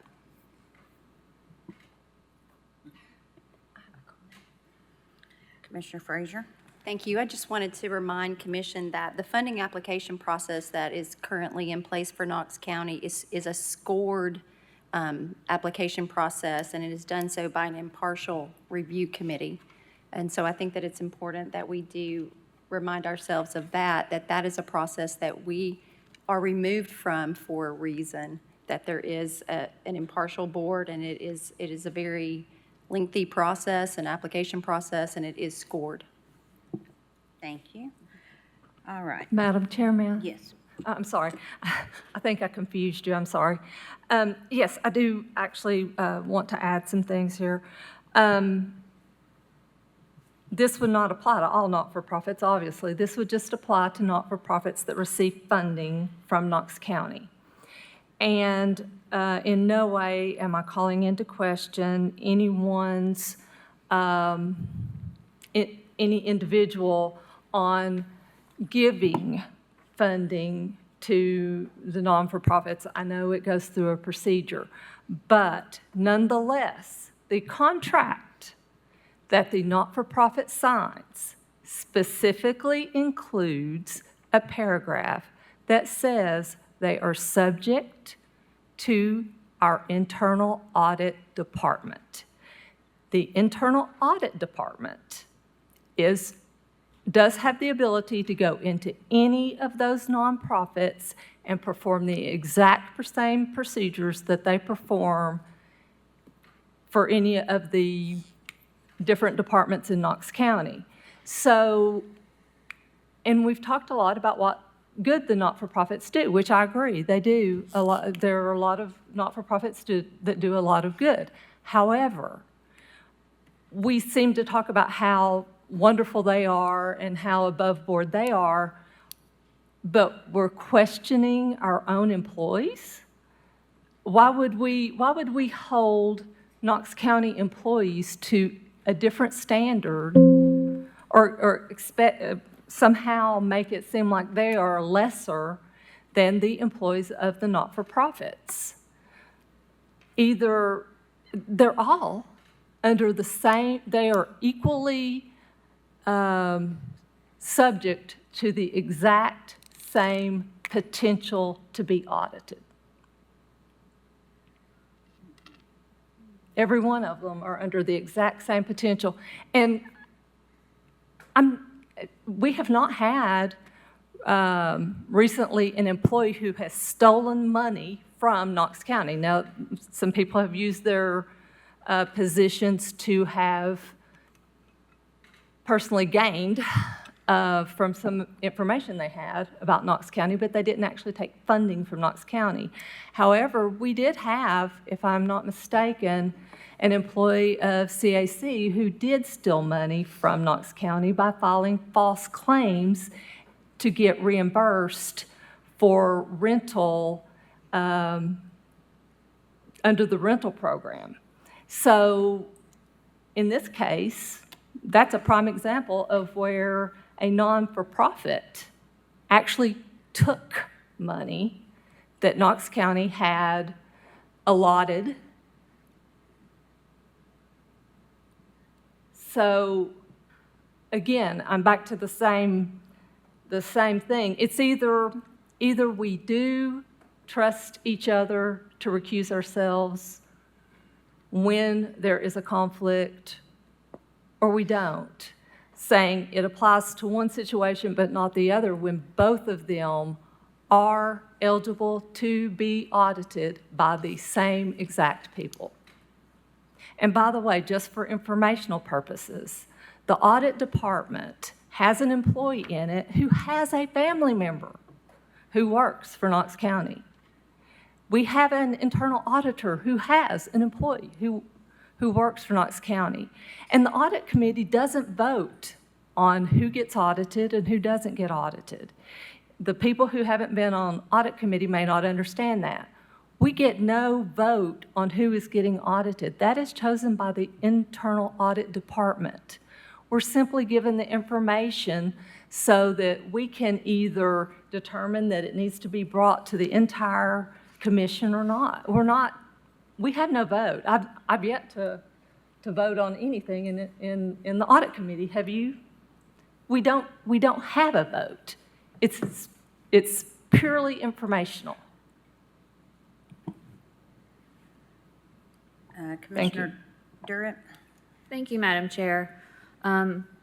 Commissioner Russell, respectfully, I'll have to disagree with you when we talk about the most recent things that have happened, saying that while sure, funds were not taken from Knox County, as in Knox County's debit card wasn't taken to an ATM and money was withdrawn. Funds, there was some double dipping where money was being received by by an employee, and then that money needed to be paid back. To me, that is still money transferring to a person that had to come, that came from Knox County. So yes, funds were not physically stolen, but funds were taken. Two, yes, the audit committee is for informational purposes, and if those who sit on the audit committee are receiving information about a family member or a family member's boss who is being audited, that is definitely a problem. Yes, we can hope that the audit committee members will recuse themselves, but to eliminate any kind of negative optic that may provide within that situation, that's why this resolution is before us. And I had a third, and I didn't even get to write it down. So I'm sorry, I apologize. Thank you. Commissioner Thompson? No. Commissioner Fox? I just have a question for Director Moyers again, Assistant Director Moyers. Are there votes actually taken out of the audit committee that you are aware of? I would have to defer to Mr. Book. I don't think I've been to any audit committee meetings.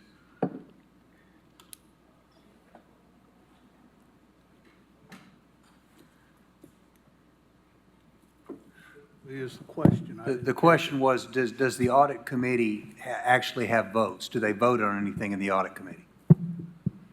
No, they don't vote on anything as such in the audit committee.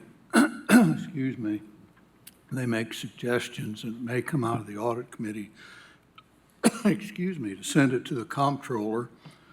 If there's some sort of criminal activity involved, then it will be suggested it be sent to the comptroller. And it's more, there are not that many on the audit committee. But the audit committee has absolute authority, or this commission has authority also to tell the audit committee or the internal auditor to investigate something. So they've always had that power. This commission has always had that power. I'm not sure if I answered the question. I'm not sure what the issue is. Well, just to explain, if the people sitting on the, commissioners sitting on the audit committee don't really, they don't take, any action, like for instance, with the rules committee, rules go through the rules committee and then there comes a recommendation from the rules committee. But if the audit committee is just an advisory body, then I guess I'm struggling to understand why there should be the kind of restrictions sought by Commissioner Hill's proposal. I can answer that. Okay. That is correct. They don't take a vote per se, but when the audit committee goes into executive session, there is very sensitive information that is shared. And if you are sitting on that committee and the information shared happened to be about a department or an area where you have your spouse or child working, then that is where I think we could conceivably be putting ourselves in a difficult situation, because that person on the committee did in fact have available to them very sensitive information. I'm not suggesting that would happen, but I am suggesting that it's not a good look. Madam Chair, may I respond? Yes. Okay, so, and I raised this issue in the Rules Committee, that right now, as the commission rules stand, any commissioner can attend any committee meeting. They may not be able to vote, but right now, I've not attended an audit committee meeting, but I could go attend one if I wanted to. And I could attend the executive session the way the commission rules stand right now. No, that's incorrect. You could not attend executive session. That is for the committee members only. Oh, okay, I'm sorry. Okay, does it say that in the commission rules? It's under TCA law. You can attend, any commissioner can attend an audit committee meeting, period. I mean, but the executive session, by law, the things that come in through the fraud hotline are confidential. That's why we have executive session, to tie that up. And I have seen an instance where a member of the audit committee who is in the executive session has said, I recuse myself because there's the appearance. I have, in all the years I've been here, I think county commissioners and committee members have always been very, very alert to that, and have, if there's even the slightest hint, have said, I recuse myself from voting on this. If that answers your question, but. It does, thank you. Still learning, thank you. Commissioner Russell? Yes, Law Director Book.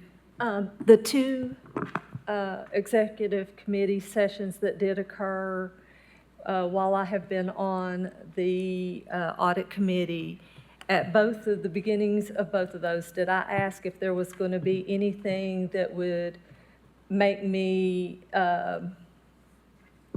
in a conflict of interest? And if I was told there might be, did I not recuse myself? And leave, not only not vote on anything, but I actually left the room That's correct. That's correct. Commissioner Russell, this is not about you personally. This is not about you personally. I started out saying that, and I conclude saying that. Commissioner Jay? Thank you, Madam Chair. Anybody can find a very broad outline of what we do on Knox County's website. Internal audit lays out our role and functionality. We do vote on certain items at certain times. This committee also has when applicable, we vote on the hiring and firing of the internal auditor and director. So, the rule, when we get into the nuance of these rules, I think Commissioner Jackson said it earlier, we're fine-tuning what is the potential that somebody could do to abuse the rules. So we do vote on the performance and the hiring and firing of our auditor. If somebody were to use their position in nefarious ways to be vindictive to the auditor, they could certainly use that position to vote to fire that person.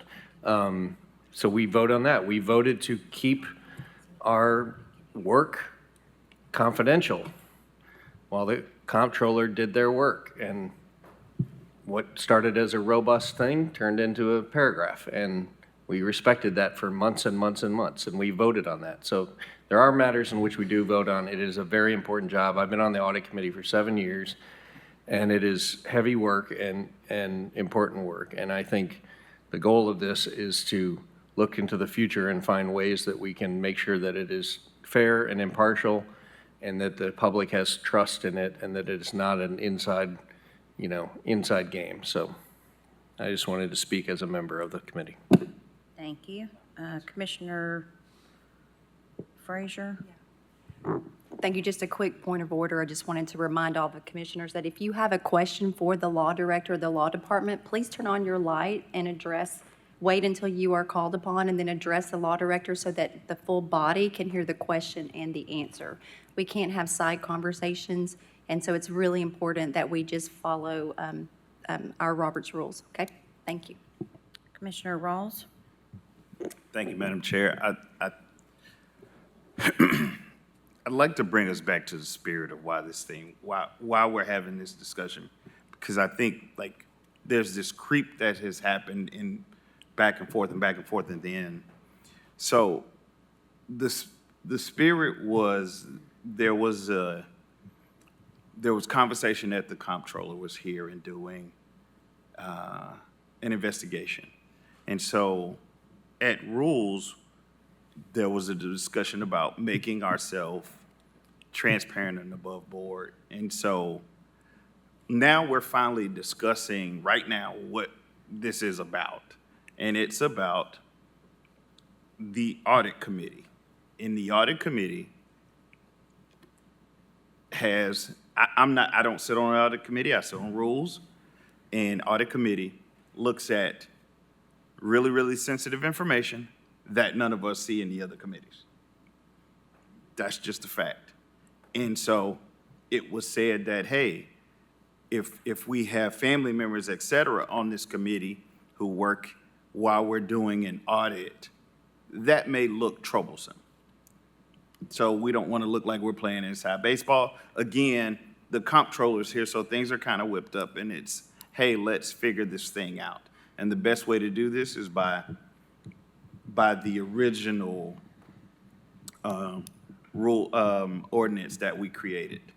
And it had some iterations. Some of those I like. But now we've creeped out where we're talking about commissioners sitting on other boards, et cetera. I don't know, we're getting pretty far, and I think we need to get back to the mothership of what it's about, and it's about that thing of how do we look and behave above board. And I'm not accusing anybody of anything, I'm not saying anything. I'm talking about the spirit in which we need to do this, if we need to do this at all. So I just wanted to bring us back on that tangent. So thank you, Madam Chair. Thank you. Commissioner Fox? Thank you, Madam Chair. Yep, I'm sorry to have violated the protocol. And I do have a question for Mr. Moyers. Are we talking about TCA 9-3-405? Yes, sir. Okay. What is the specific provision to which people are referring to? You probably know that off the top of your head. I'm kind of scanning for it. I don't have it on top of my head, but it's subsection D. All meetings of an audit committee created pursuant to this chapter shall be subject to the open meetings provisions of Title 8, Chapter 44, except upon a majority vote of those members in attendance for the public portion of the meeting, the audit committee may hold confidential, non-public executive sessions to discuss the following items. 1, items not deemed subject to public inspection under TCA 107-503 and 107-504, and all other matters designated as confidential or privileged under this code. 2, current or pending litigation and pending legal controversies. 3, pending or ongoing audits or audit-related investigations. 4, information protected by federal law. And 5, matters involving information under 93406 where the informant has requested anonymity.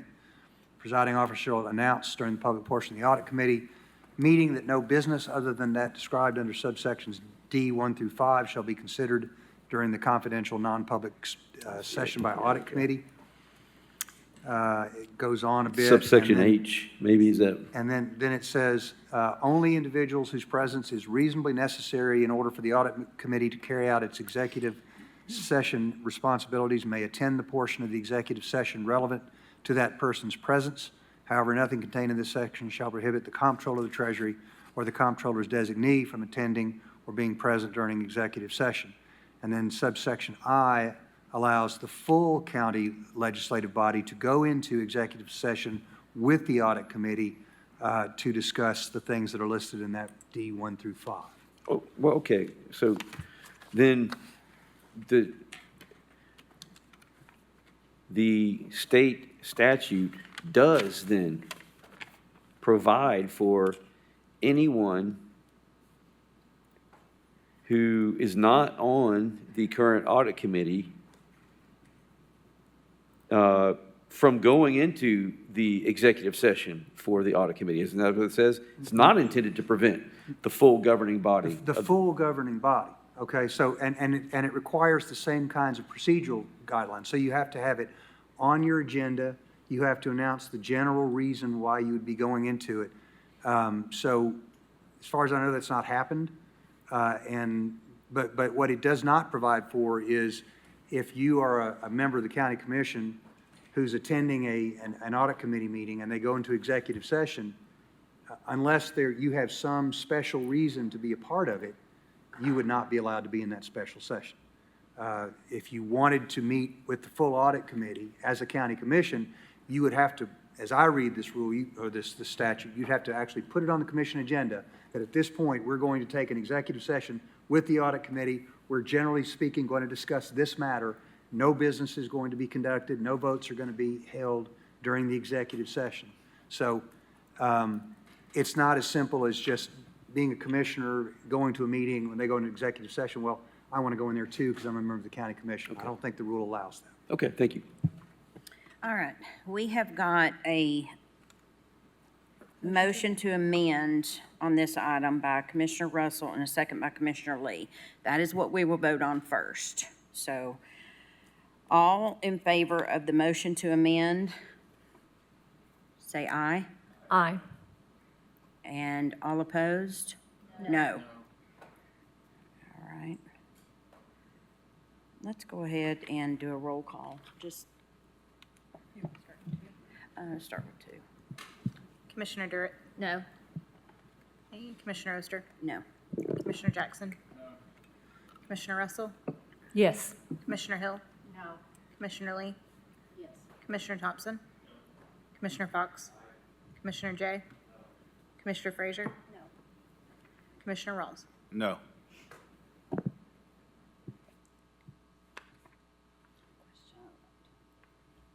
So the motion fails 8-3. So we are back to the original motion made by Commissioner Hill, second by Commissioner Durrett. Commissioner Russell? I think Commissioner Frazier had hers a lot on first. Oh, Commissioner Frazier, I'm sorry. That's okay. Thank you, Madam Chair. I just wanted to ask the original sponsor if they would consider the recommended language by Commissioner Russell with a stop at the end of "by such committee." I have a copy.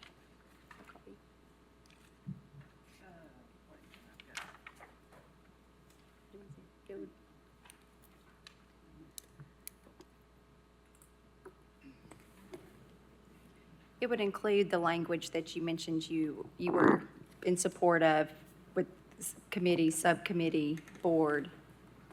Thank you. Thank you. I see exactly what you are doing here. And if I may restate, this Yes. would be my substitute motion to clean up the language. Is that allowed, Chair Oster? Yes. All right, thank you. I am suggesting the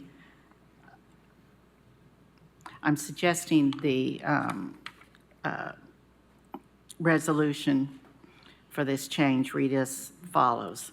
The commissioner shall not serve on any committee, subcommittee, or board that has a family member as identified by spouse, parent, grandparent, siblings, children, grandchildren, or equivalent in-laws. No commissioner shall serve on any committee, subcommittee, or board, including but not limited to the Audit Committee and Personnel Committee, if that commissioner or family member works in any Knox County government department or agency which might be regulated, investigated, or overseen by such committee. Second. Thank you. All right, so we have got a substitute motion on the floor by Commissioner Hill, second by Commissioner Frazier. Any discussion? Commissioner Russell? Thank you, Madam Chair. I want to say that I will be supporting this. It is a step in the right direction. I don't think it is absolutely, actually, I guess I shall recuse myself from voting on it because since it does, I don't want any appearance of impropriety on my part, but it's a step in the right direction. However, I will say that since we have voted to have the Ethics Committee look at this, actually, I would like to make a proposal for to make a proposal or an amendment that this whole process, this whole thing, be given over to the Ethics Committee to decide, since, as Commissioner Jay stated, anyone on the Audit Committee can vote for the auditor and could use it in a retaliatory position. So could anybody on a board who's the auditor audits that particular not-for-profit could also use it in a retaliatory position. Honestly, if it applies in any way to an employee, it can apply anyway to a non-for-profit because both of them are subject to the same audit. So I would like to actually make the proposal that this entire, Madam Chair, point of order. Are we on a I think we're on a substitute motion. I'm not sure we can add a proposal on top of a substitute motion on top of a motion. We're just having a discussion right now. Just We've got to please. vote on the substitute motion. I'm just You can come clarifying. back to your amendment, but you can't do that right now. We have to vote on Oh. the substitute motion. This is just discussion right now. So how can that's we? where we are. We'll vote on this after Commissioner Thompson and Commissioner Lee and Commissioner Frazier speak. And then we can come back to you making an amendment. Can I make I don't think I can make We have a, a substitute motion on the floor by Commissioner Hill. That needs to be voted on. And it's actually substitute to my, It's a substitute to her Original. original. so I'll withdraw the original, Okay. which that does, but. okay, so actually I won't be able then to make a proposal or an amendment to it since it will have been voted on, so it will not go to the, I just want to make sure I'm clarifying. Director Moyers, are we doing the substitute? Okay, if I understand it, what Commissioner Hill has done is amended her initial, or proposed to amend her initial motion, Correct. right? And so the amendment is what's before the body right now. Correct. What I understand Commissioner Russell is wanting to do is to send the entire matter to the Ethics Committee. So that would be a substitute motion. I think what needs to be done is to vote on the amendment, and then what would be on the floor at that point would be the main motion as amended. And at that point, it would be proper to make a substitute motion. Okay, so we're not voting to approve it as amended, we're just voting to amend it. My understanding, well, Yeah, we are. I mean, we are voting to amend it because the original motion was that before the language that Commissioner Frazier. Commissioner Frazier's, sorry, it's getting late, suggested. So that's where we are. We're voting on the amendment. And once, if the amendment is successful, then that will become the main motion. At that point, it would be in order for you to make a substitute motion. Thank you. I just needed clarification. I was a little lost. Thank you. I would also be certain, although I believe it's written down, that this does go into effect with our new, at reorganization. With what, I'm sorry? At reorganization. Okay. September 1 of '25. Okay. All right. Commissioner Thompson, Thank you, Madam Chair. Okay, just for a point of clarification. and that's me. I think we're voting on the motion to amend Commissioner Hill's original motion. Right, Then we will go back, and Commissioner Russell is going to then make a motion to send this all to ethics. Correct. And then we will vote on that. Right, okay, so. I think that's correct. Okay, so my question is, if we have a spouse, relative, whatever, who works for an organization or in the county that might be audited, we can't serve on the audit committee, correct?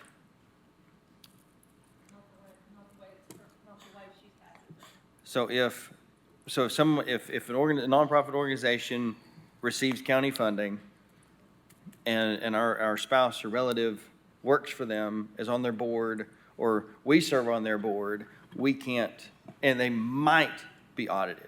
Because there's a lot of money that goes to a lot of organizations. That's not what and she it's said. That's not what came, that's not what. Don't No. speak out of turn. That's what Andrew's Okay, motion is. Let's, Commissioner Hill, would you like to clarify this? Because this is muddy at best at this point. Would you return that copy to me again, please, Commissioner Frazier? Oh, yes, I'm so sorry.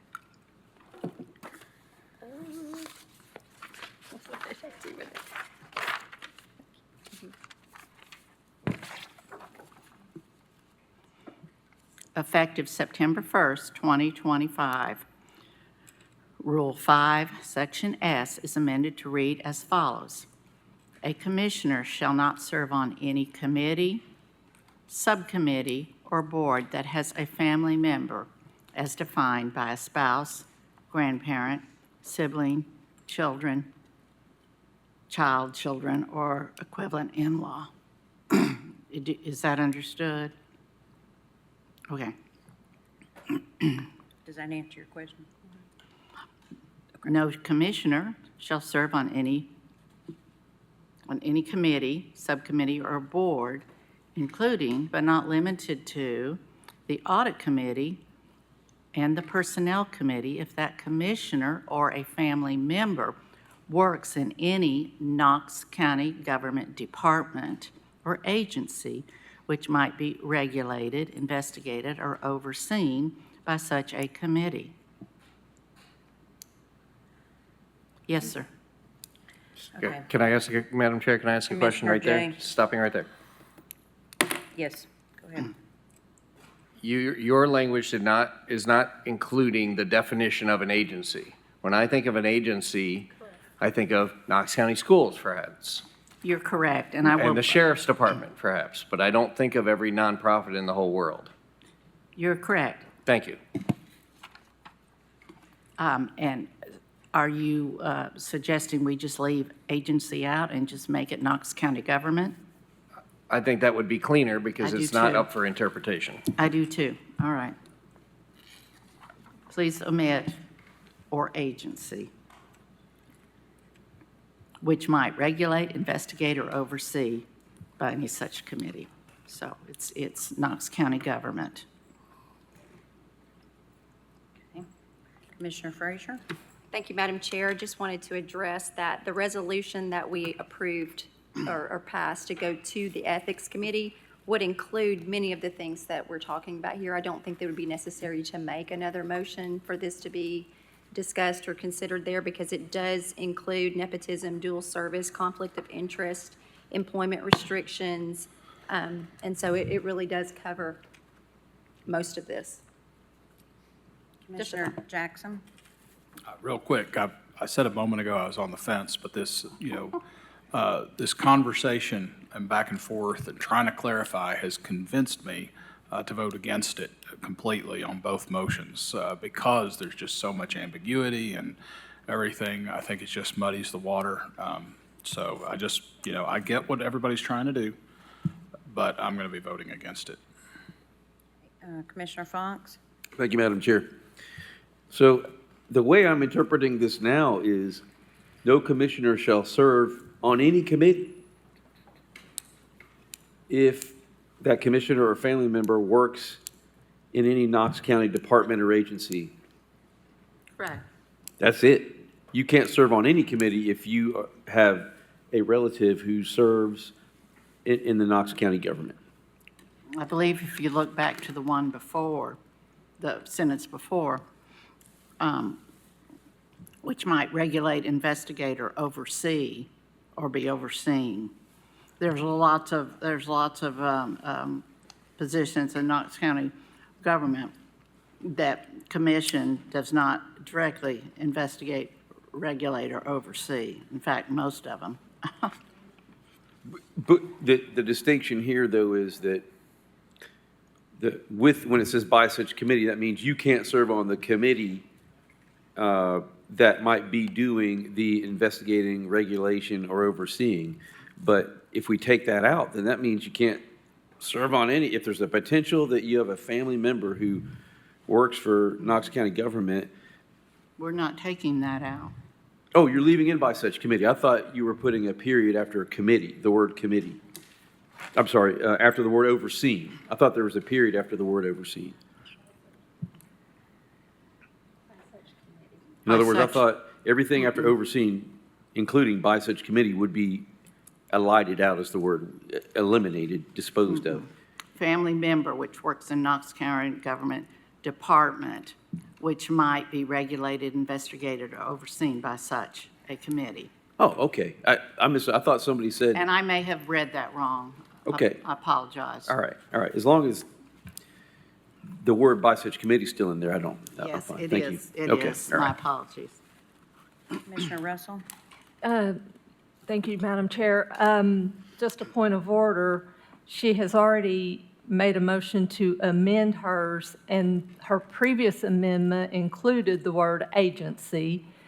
So at this point, the word agency cannot be removed until that has been voted on, correct? As the maker of the motion, she can withdraw it as long as the second cooperates and change it. And, it still doesn't become a part of the main motion until it's been voted upon. But as the maker of the motion, she can say, okay, I want to change that, and if the second goes along, then that's fine. But aren't we now voting on the amendment? We're discussing the amendment, but the sponsor of the amendment has decided to change the language of that amendment, so that we do that all the time. Is the second agreeable? Thank you. Okay. So we have the motion to amend on the floor by Commissioner Hill, second by Commissioner Frazier. All in favor? Aye. All opposed? Nay. Okay, so we have Commissioner Jackson is no, Commissioner Lee is no, and Commissioner Russell? I'm going to recuse just because I don't want to be, So you're going to abstain. yes, because I don't want to be you're a no. involved in the. And Commissioner Thompson is a no.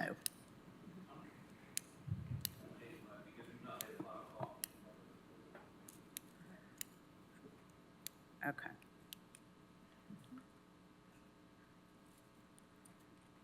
Do we feel better if we just did a roll call? Let's do a roll call. Yeah, Commissioner Oster? yes.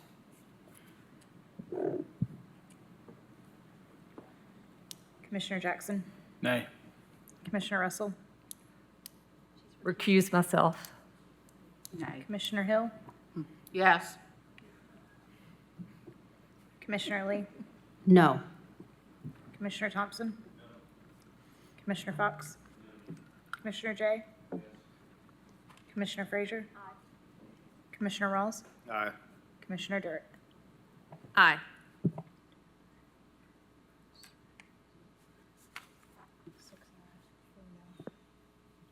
So the motion passes, 6 ayes, 4 noes, and 1 abstain. So that motion passes. I'm sorry, but we're going to have to take a 10-minute break, so we will be back here at 7:25. We're back in session. Okay, where's Director Moyers? Oh, okay. He's going to explain to us what is next on this, because I think we all got All right, very confused. where we are is on the main motion as amended, and now the floor is open either to move the question or for any amendments to the current main motion or substitute motions. Commissioner Russell.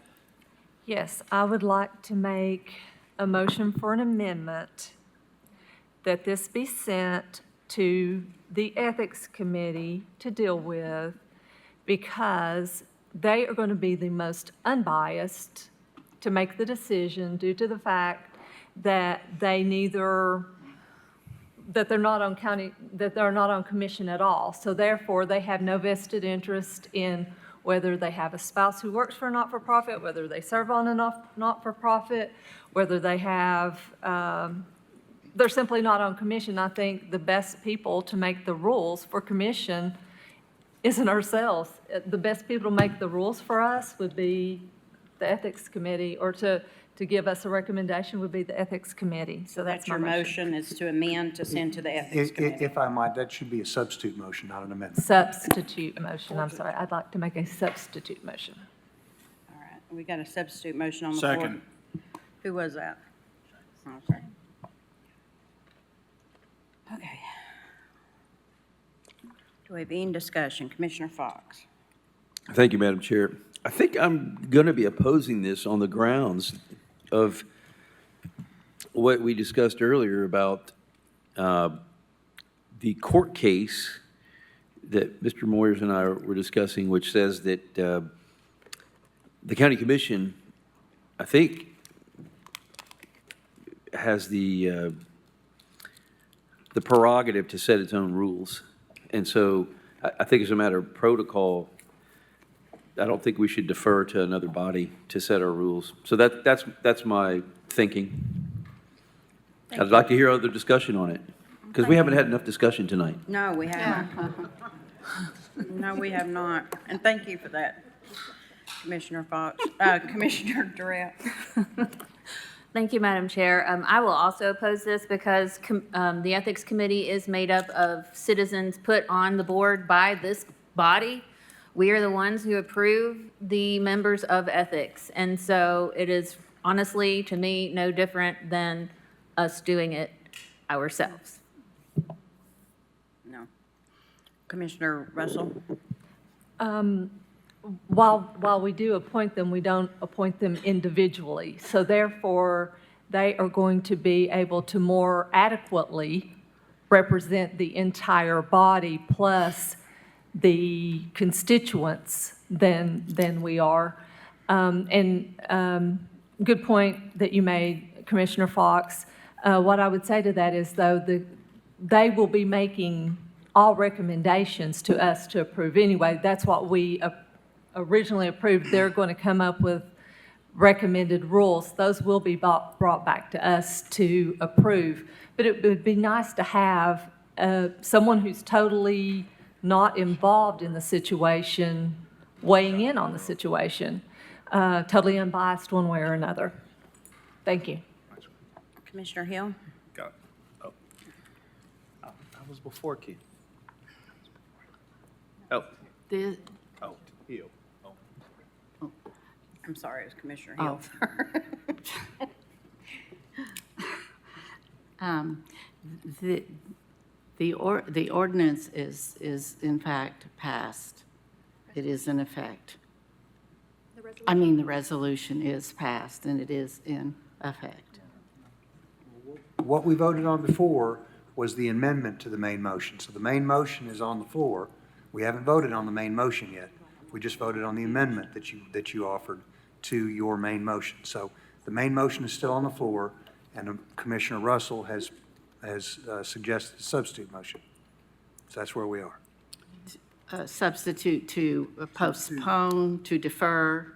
Her substitute motion is to refer this to the Ethics Committee. To get their input.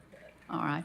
I do actually concur with you, Commissioner Fox. This body does not need to be surrendering our own authority to make our rules that cover us. I do feel very strongly about that. Thank you, Commissioner Rawls. Thank you, Madam Chair. As the only person who sits on the Ethics Committee, I actually sit on the Ethics Committee. I agree with Commissioner Fox 1,000%. The Ethics Committee is a volunteer board made up of regular citizens who don't have the depth to create rules, and it does not create rules. To create rules that would oversee a legislative body. So we create the rules and give them to them so that they can see what oversight kind of looks like. So they actually would not even be able to create the rules for us, so. All right. So we have a substitute motion on the floor by Commissioner Russell, and second by Commissioner Jackson to send to the Ethics Committee. And we're just going to start with roll call. Commissioner Jackson, Nay.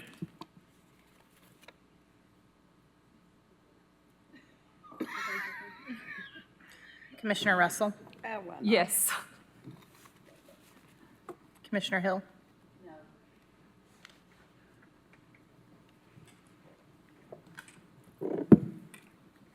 Commissioner Lee, No.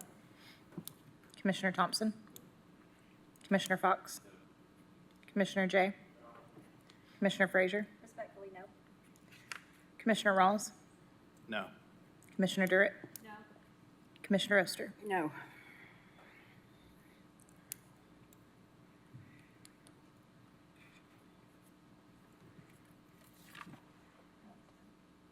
The motion fails, 10-1.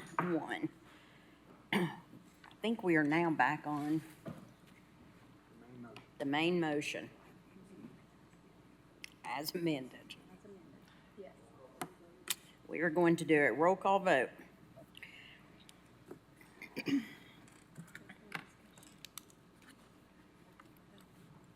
Madam Chair, what are we voting on?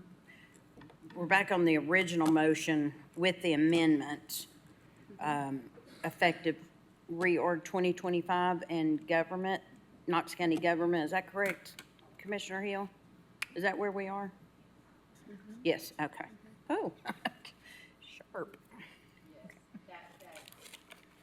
That is correct, that this applies strictly to Knox County government agencies.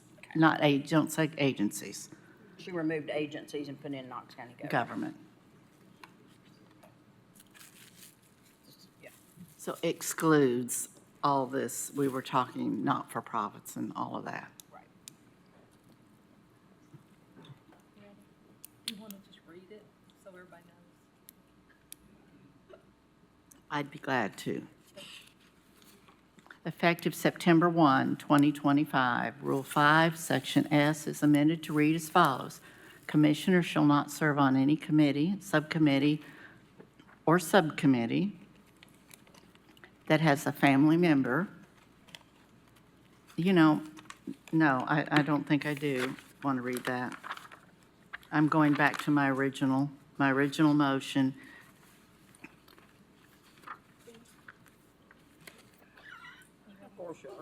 I'm going back to, I'm going to read some changes in it. If I can't change it now, we already voted on the substitute. So I guess I'm confused why we're voting on it again. Because we still haven't voted on the main motion. We voted on an amendment, the amendment that was suggested by, I think, Commissioner Frazier. We voted on that, then we took, but we were just voting to amend the original motion. Then we took a break, and now we're back here, and Commissioner Russell made her substitute motion, which failed. Now we're on the main motion as amended. All right, and so can the clerk read to me the main motion that, sorry. She's like, no, actually, I can't. Well, this is Commissioner Hill's time, so she needs to be able to do what she needs to do. Thank you. It's probably better if you do it.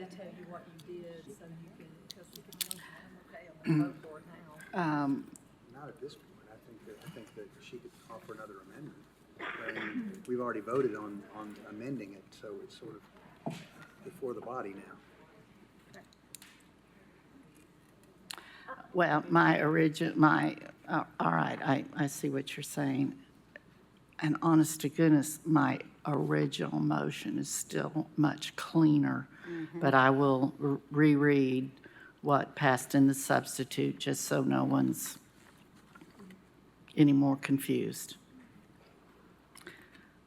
Effective September 1, 2025, Rule 5, Section S is amended to read as follows. Commissioners shall not serve on any committee, subcommittee,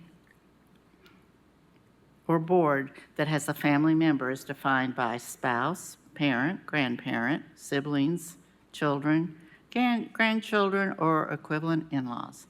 No commissioner shall serve on any committee, subcommittee, or board, including but not limited to the Audit Committee and Personnel Committee, if that commissioner or a family member works in any Knox County government department, which might be regulated, investigated, or overseen by such committee, period.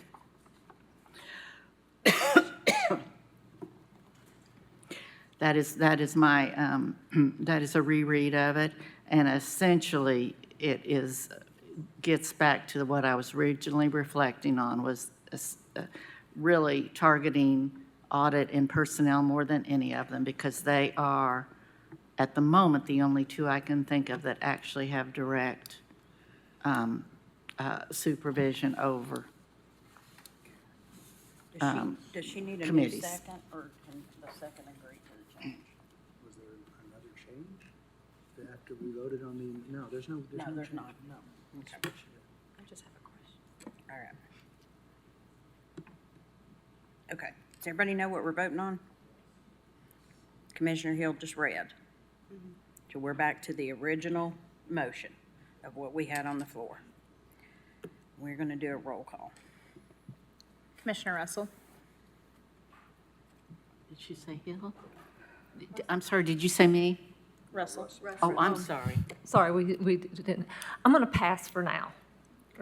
Commissioner Hill, Yes. Commissioner Lee, No. Commissioner Thompson, No. Commissioner Fox,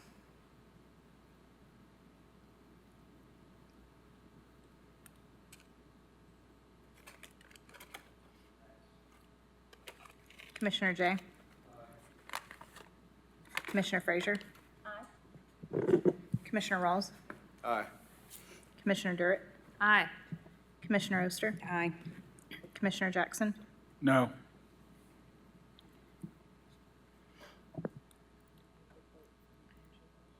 We have got Commissioner Russell and Commissioner Fox. Would you like to change your vote? Commissioner Fox is an aye. Commissioner Russell? I would like to change my vote to yes, because I do believe it's a step in the right direction. Unfortunately, it's not a big enough step, but I believe in more, in having rules and regulations, so thank you. Okay, and that motion passes 8-3. Well, that just took us 2 hours. Okay. Next, please. We just made that clear as mud all the way around. Item number 43, Resolution 907, amending the Knox County Commission rules, Rule 6, Section H, reorganization meeting, order of procedure to amend procedure for filling vacancies on committees. I have a motion. I move that this be adopted with an amendment to it, which I posted on the forum, and that is the insertion of one sentence in subsection I, and that sentence reads, "A commissioner may not write in the same name more than one time per ballot." And that would make it the second to last sentence in that subsection. Okay, do I have a second? Second. All right, and I've got a motion by Commissioner Fox and a second by Commissioner Hill. Discussion, Commissioner Durrett. Thank you, Madam Chair. I know when this came to the Rules Committee, and we discussed this, one of the arguments was that it would not put so much on the clerk, when in fact it does put the same amount of work on the clerk. It's just at a different time, where when we do it individually, for each person to be elected to a committee, we call out each name individually, we go down the row, clerk marks it down, then we have a winner, and then we do it again and again and again. Well, in this case, she would have to read into record every person's 5-member vote or 7-member vote, or however many members there are for that committee. So that's one reason why I'm not for this. But two, we actually have electronic voting, very close in our, as in, we will have an electronic system to vote. There will no longer be roll calls. There will no longer be voice votes. It will all be a system where we push a button, much like the legislature and actually much like our surrounding county commissions operate. We are hoping it was coming next month, but it looks like it'll be later in the year, but definitely this year. So we would have to go back through and redo all of this again. Commissioner Jay. I just want to, thank you, Madam Chair. I'll be voting no on this for 2 reasons. One, we will be having an electronic system that by October or November we'll be using. And so I agree with Commissioner Durrett. In addition to that, I went through 6 reorganizations before last year and sat in on 2 more and had no issues until last year. And so I think we're creating a problem, looking for, creating a solution, looking for a problem, and it just, it's overkill to micromanage it at this level. Thank you. Commissioner Russell? Yes, I will be supporting this, primarily because I guess last year was my first experience with it, and it was absolutely, well, the last probably hour and a half is a prime example of why the writing the votes down is helpful. Everybody has the same information and everybody understands exactly what they're voting for, where lots of times when we're doing it verbally, there ends up being confusion. I mean, we just now didn't know what we were voting on. So I think it's what we just went through for the last hour and a half, 2 hours is an example of why it's needed. Commissioner Fox? Thank you, Madam Chair. Actually, the reason, I think it is more efficient to do it this way, and it may be moot here in a little bit, but having to, it's not, would it place a lot on the chair? It's, does it take a lot of time to call each name and get the response and call each name? I'm saying, the roll call. Call the name, vote, next person, call the name, vote, call the next person, and so on and so forth. And to me, that is less efficient than the Madam Clerk, on one occasion, calling out each of the names that are read. So that is one thing. That may be moot at some point. But this system, I believe, allows for an equal treatment of all candidates who are proposed to serve, whereas if you call the candidate, it's a race to be nominated, because I think the tendency will be to just simply vote in the first 5 people who are nominated, and the people who, the 6th and 7th, or if you're talking about a committee with 5 people, so the 6th, 7th, 8th person, they won't have a fair shake. So when you have all the pool of candidates to be voted on at the same time, you're going to get an equal treatment for each candidate. And that, by the way, is, I think there's a, called the bias of recency or something. There's a bias towards just accepting the first 5 people who are nominated. So this is a way to give a fair shake to everyone who is nominated versus taking them one at a time. So that's why I want to do this. Thank you. Thank you. Commissioner Hill? Thank you. I really see both pros and cons that Commissioner Fox and Commissioner Durrett have both brought up. Are you envisioning, Commissioner Fox, that, like, we have all been given a blank slate here, and quite honestly, this has been a process every year we've done it, I know I did it a little different from Commissioner Durrett when she was chair, and I think even Commissioner Jay, it just kind of has evolved and sometimes gone better than others. And I do appreciate Commissioner Russell's comment about when you've just been sworn in and you sit down, that we all remember that first day, and it can be very confusing. Since we are coming to electronic voting, I am hopeful that if we did adopt, or let me ask you, Commissioner Fox, are you suggesting that people go ahead and fill this out preliminarily even, and that, as in the past, that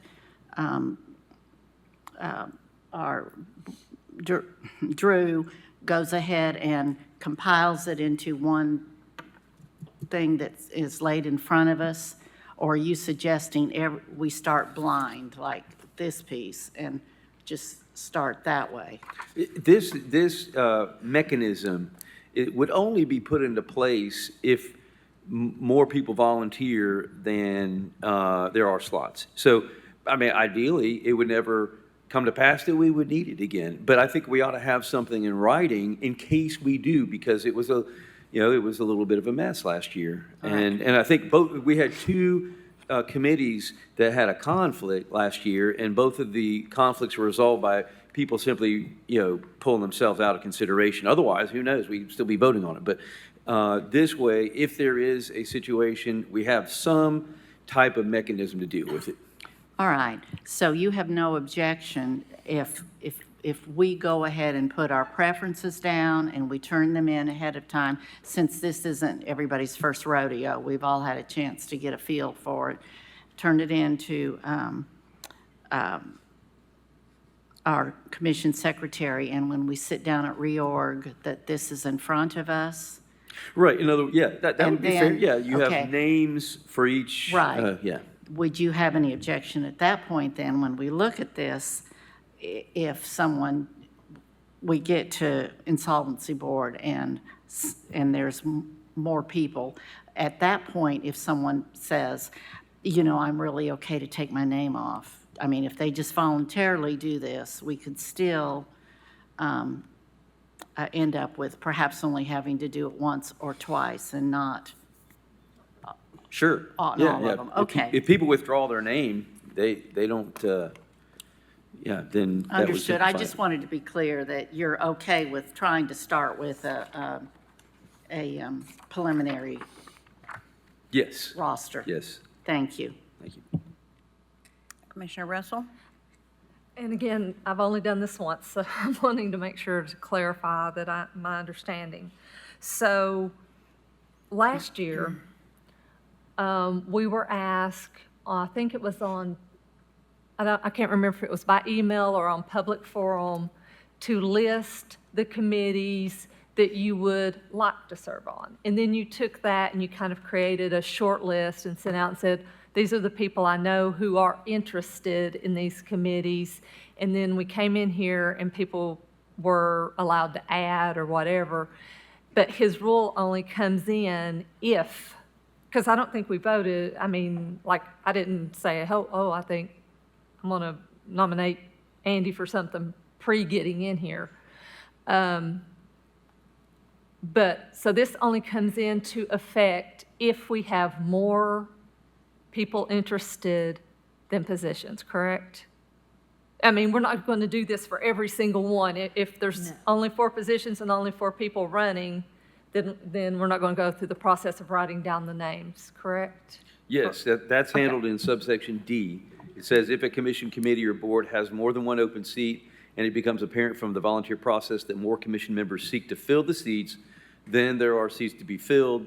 The chair shall announce the commission shall undertake an open ballot process. So that would only come into play under that situation. Yeah. Commissioner Durant? Thank you, Madam Chair. I just want to caution everyone that when we do get this electronic voting, I don't know that it would be capable, that we would have the capability to actually vote on a list of 11 different individual lists of who they would choose. I'm not explaining myself eloquently at all, but we won't have the, let's say, for example, there are 6 people signed up for insolvency board and we have it electronic voting. We won't be able to type in names of the people we're voting for with our electronic votes. We would have to go through by an individual motion. So that's why I just caution with moving forward on this one, is because we probably will not have that capability in 2 months. Commissioner Hill? I understand exactly what you are saying. We're not going to have it before reorg. I think that's clear. Is that? Yeah. But for the next ones, is there anything that you would foresee in subsequent years, though, that would prevent us from still doing a preliminary sheet to have in front of us? There's nothing that would keep us from doing anything preliminary ahead of time. Yeah. Absolutely not. Okay. I think that's a good practice that was started, maybe even when Commissioner Jay was chair, that we started doing. That way we know where everybody is when we get to reorg, because it is such an overwhelming meeting, task. especially on those years where we have had elections. And so there is nothing that would keep us from doing this preliminary and posting on the forum and doing all of that ahead of time. It's just the actual vote itself, if we were in fact Right. needing to narrow down from 6 to 4. Right. There wouldn't be a way to actually do that. list like we could on a paper ballot and like we Right. can right now, because we don't have that electronic voting. I understand what you're saying. So, Director Moyers,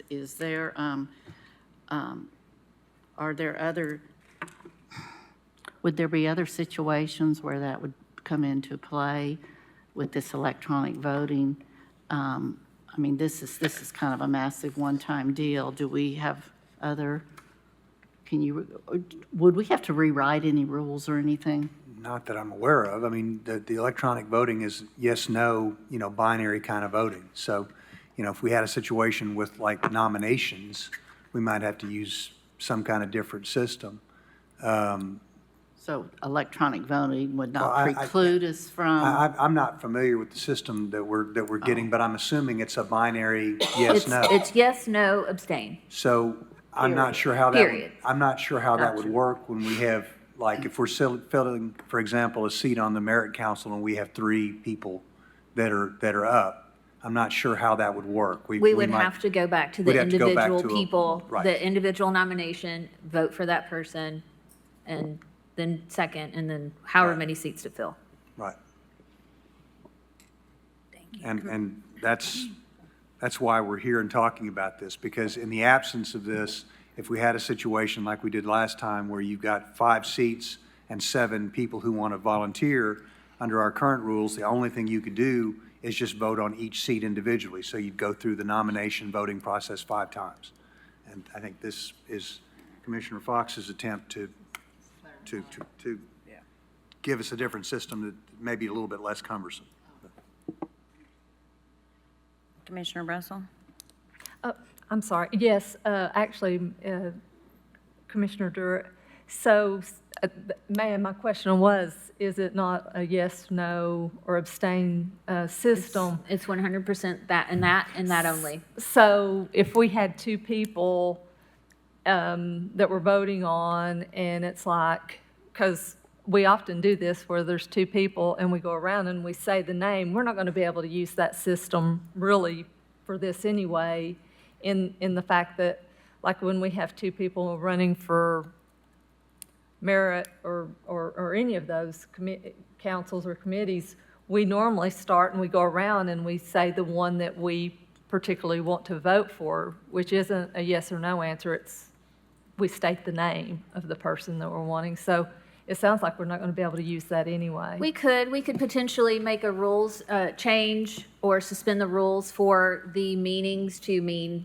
people, like a different last name, like Green, which would be yes, could be, or affirmative, could be person number 1's name. The other, a no, but in this case, could be the second person's name. I mean, there are ways to do it. Like we said, it's not here, and Commissioner Jay knows more about it, and so I will toss it to him. Commissioner Jay? Thank you, Commissioner Durrett. We can design something, by the time we get to next year, we can build out part of the program that allows us to go through committees and votes and chairs and vice chairs and all the other things that we can do. We'll have an entire year. We're hoping to train on it in September, maybe adopt it in October, have a fallback of November that will be a more binary system, but that has nothing to do with reorganization. My recommendation is to not pass this tonight. We go through a normal reorganization like we've been doing it for 20-something years next week, and then we get through the electronic voting, and then we work through that system and make a better mousetrap going forward. Thank you. Commissioner Fox? Well, if my response is, if we have a whole year to implement the system, then we can tweak, if we adopt this rule, we can tweak it. We can change this rule. It's not set in stone, but we need to have something in place until a better system. So that's my plug for it. Thank you. All right, we have got a motion on the floor by Commissioner Fox. Sorry, remind me who the second was. Hill. All in favor? All opposed? No. Roll call. Commissioner Hill?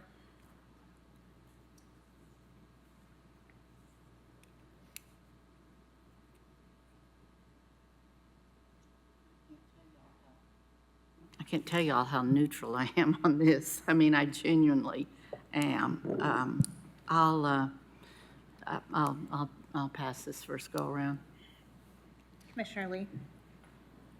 Aye. Commissioner Thompson? Commissioner Fox? Commissioner Jay? Commissioner Frazier? Commissioner Rawls? No. Commissioner Durrett? No. Commissioner Oster? No. Commissioner Jackson? Aye. Commissioner Russell? Yes. Got 2 passes. Commissioner Hill? where does the majority, what is the current count? I mean, because I really don't care.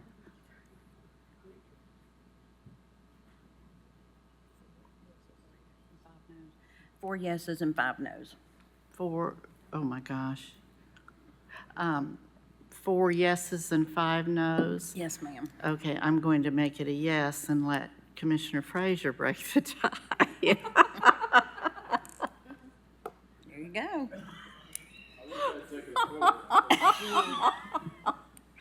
Oh, sorry. Living the dream, right? Much like Commissioner Hill, I see both arguments. I feel very neutral. I did support this in Rules Committee to be brought before you all for additional discussion. And I do see all sides of everything. The reason that I like this is because it clarifies the language, first of all, which is something that the law department supported. The second thing is that we would only use the paper ballots if there were more people interested rather than, or than seats open. And so I'm going to vote yes. It passes 6-5. All right. And I'm sure everyone will be in a very cooperative spirit at reorg, right? I hope tonight was not a prelude. Yes. Item number 44 is ordinance 101, amending the Knox County Code, Chapter 42, Article 2, Division 2, Section 42 through 53, Merit System Board of Directors to revise in subsection C the qualifications for members of the Merit System Board to be eligible to serve if he or she has not previously been employed by the Sheriff's Office within the last 5 years instead of 10 years preceding his or her appointment, and to remove the requirement that a person is not eligible to serve on the Merit System Board if any member of the person's family is or becomes employed by the Knoxville Police Department. This is amending Ordinance 099-111, adopted September 10th, 1990, Ordinance 091-8-114, adopted November 25th, 1991, Ordinance 095-4101, adopted April 24th, 1995, Ordinance 019-1101, adopted February 25th, 2019, and Ordinance 022-6103, adopted July 25th, 2022. This is on first reading. Thank you. Do I have a motion? Motion to approve. Second. I have a motion on the floor by Commissioner Frazier and a second by Commissioner Thompson. Commissioner Frazier. Thank you, Madam Chair. I just wanted to share with you all why I brought this forward. As you know, when we approve and implement ordinances and resolutions, and we've had some time to actually see them in practice, we oftentimes find that they need to be reassessed, amended, or sometimes even eliminated, depending upon a variety of reasons. Having now been through several merit board appointments, I have found that this simply just may be one of those ordinances that warrants some reconsideration. I appreciate the intent of the original ordinance and that it focuses on protecting not only our officers, but also the processes in place for our officers. However, I feel that the ordinance as written creates barriers for local law enforcement professionals who have spent their entire lives and careers serving and/or protecting Knox County communities. It creates a barrier for them to continue to use their skills, their qualifications, and their experience to further serve the communities after leaving the sheriff's office.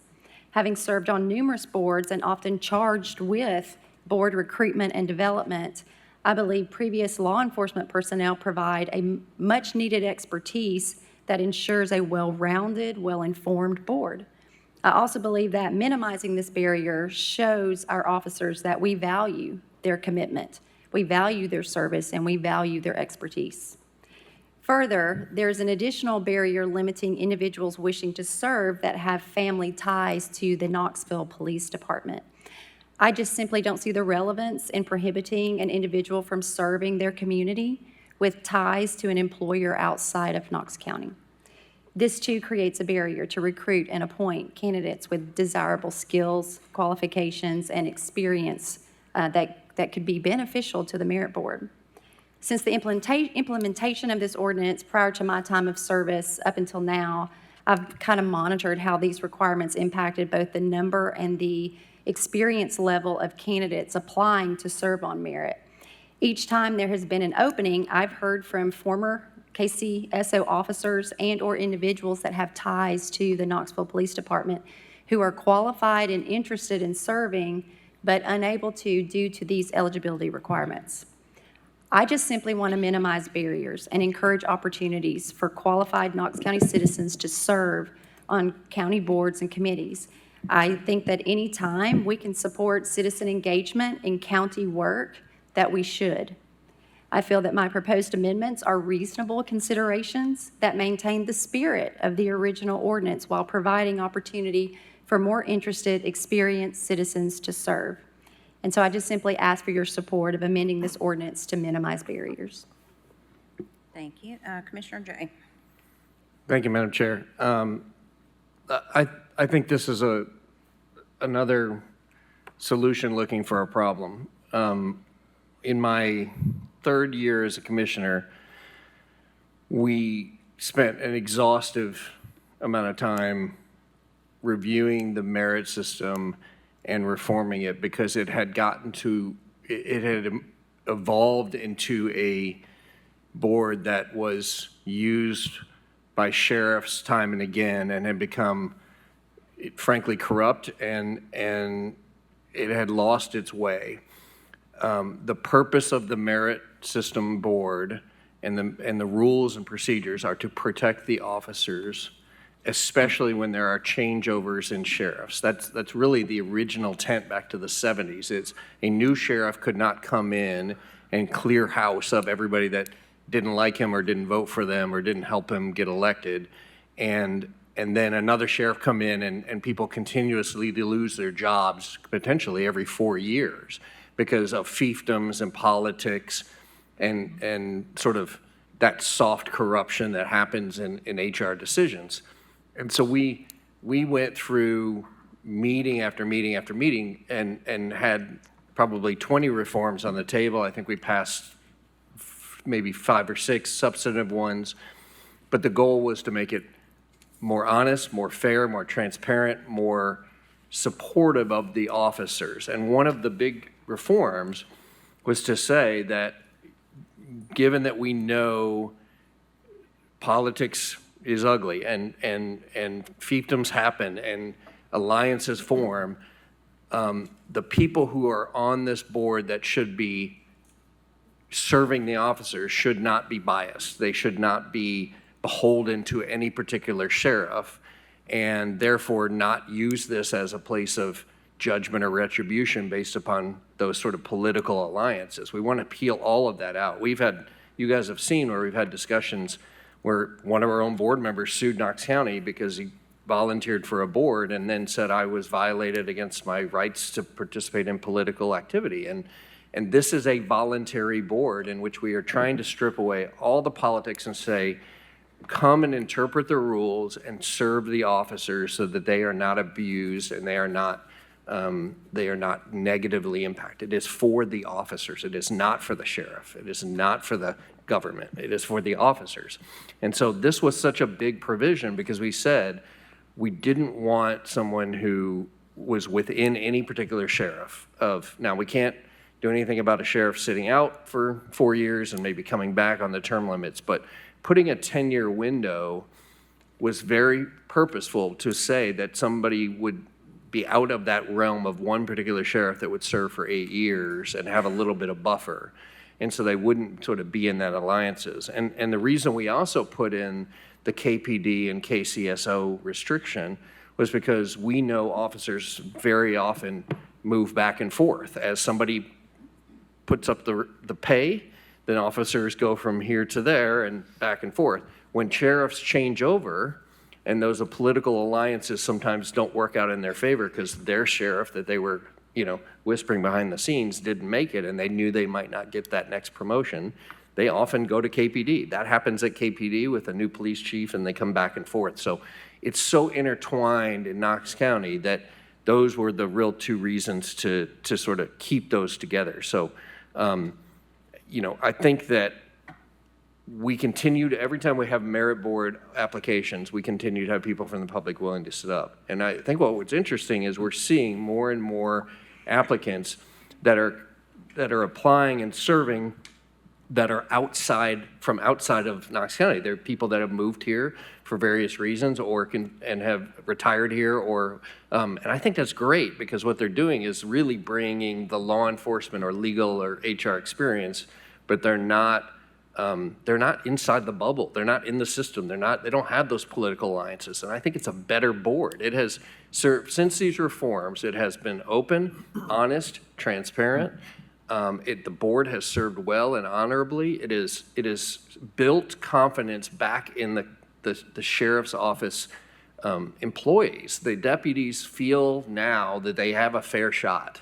And that was not the case just 8 years ago where they thought this was a rigged system.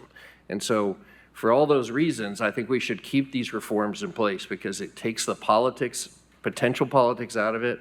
It keeps the focus on serving the officers and it keeps the alliances out of something. And all of those things will continue to build trust within the rank and file of the officers. They believe in it now. They believe it will protect them. And I think we should keep these in place and reject the revisions here. Thank you.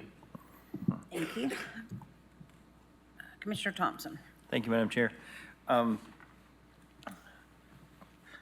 first like to start off and commend Commissioner Jay and the Merit Board for the exhaustive work that you all did to make this board very apolitical.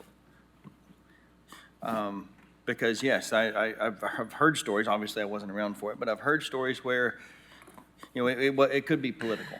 And it could be used for retaliation or whatever. But anyway, it's not that way anymore. And I do get a sense that there is some confidence and it's taken that out of it. And obviously a 10-year span is pretty long. The problem is it's almost too long. 5 years still gets you outside the 4-year window of a sheriff election.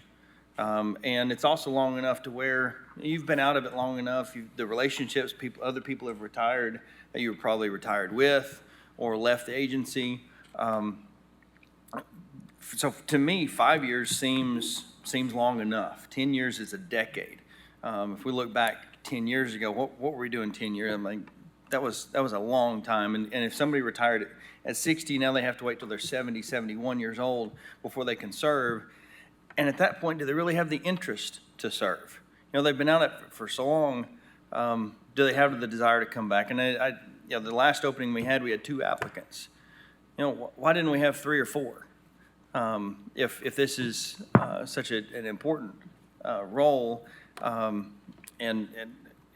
when you're talking about folks moving here and serving, why don't we have more people from East Tennessee and Knox County wanting to serve their own county? Because law enforcement in Knox County is very different than law enforcement in California or Florida or Ohio. And when folks are moving here, they're bringing their view of law enforcement and policing to Knox County. And the way they handle officers is very different than the way we do it in East Tennessee. I think that would be a strength if we could encourage more local law enforcement folks who maybe not in law enforcement but had ties to law enforcement that wanted to serve on the merit board. With KPD, I went back and forth on this, but with KPD, it's a totally different agency. And I get what you're saying. Some officers may switch for pay or whoever pays more or a different sheriff or whatever. But I don't see that as we don't have an employee flip-flop whenever we have an election. And so I see them as different agencies. Yes, the sheriff's office serves all the county's warrants and the city's warrants. There's jails. But overall, there's not a huge overlap of personnel. So basically what you said was if someone switched and they were KPD and they were on the merit board, or they had a family member that was on the merit board or worked for KPD and now they became KCSO, they just disqualify themselves and that becomes an opening. Same thing as if someone is on the merit board and they want to work for a political campaign. Now they have to recuse themselves and take themselves off the board, and that creates a vacancy. So it takes care of itself. If you say that they can't work for KCSO or couldn't have worked for KCSO in the last 5 years, I mean, that seems pretty cut and dry, but the 5 years, I don't think it needs to be shorter than 5 years. I think 5 years is appropriate. That's long enough to sever ties in relationships or let any heated feelings die down, so there's not any retaliation. So, thank you. Thank you. Commissioner Russell? Yes, thank you, Madam Chair. I actually see both sides of this. I understand totally the Knoxville Police Department. It is a totally separate agency. And I feel like that the time frame, and if I'm wrong, please correct me, but the time frame, if they left 20 years ago and there was Knox County Police Department, they're not going to have those ties any longer. So I feel like the time frame in and of itself takes care of the Knoxville Police Department situation, because if they left 10 years ago, then the 10-year thing still covers them, whatever number of years that we decide on the Knox County Sheriff's Office. Because if they left Knox County Sheriff's Office 4 years ago and they're with Knox County Police Department now, it's still going to be in effect because they were originally with the Knox County Sheriff's Office. So I see no benefit to having the Knoxville Police Department listed here. If they were ever with Knoxville Police Department, the time frame of employment will cover that alliance, so to speak. But I do see where you're coming from the election perspective. And because the sheriff could be elected for, potentially, unless they do something really bad, it's typically for 8 years. So I do see where you're coming from, that it should be more than 5 years, but 10 years is kind of too long.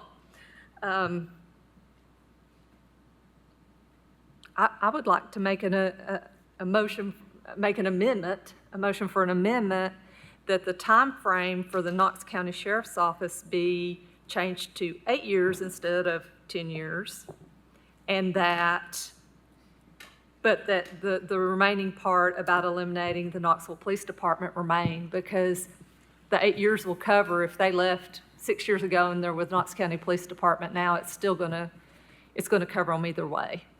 Point of order, Madam Chair. Mr. Moyers, instead of saying make a motion for an amendment, could she just offer a friendly amendment to the giver, to the original motion maker? That way we don't have to vote on that and then again on the changed version.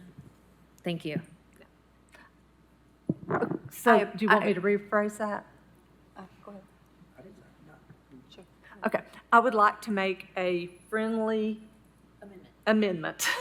I would like to make a friendly amendment to change the 5 years to 8 years, but leave everything else remaining the same. Do I respond? You could accept it. It would be basically you changing your own motion. Respectfully, I understand where you're coming from, but I would like to stay at 5.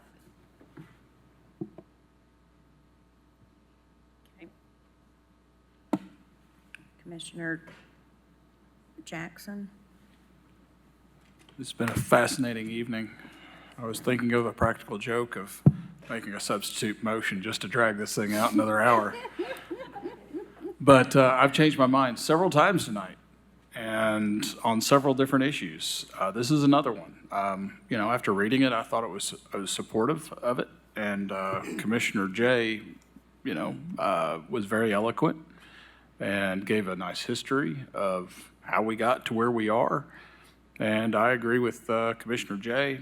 I think we're good where we are, and I'll vote to decline. Commissioner Hill? Thank you, and thank you for the thought in all of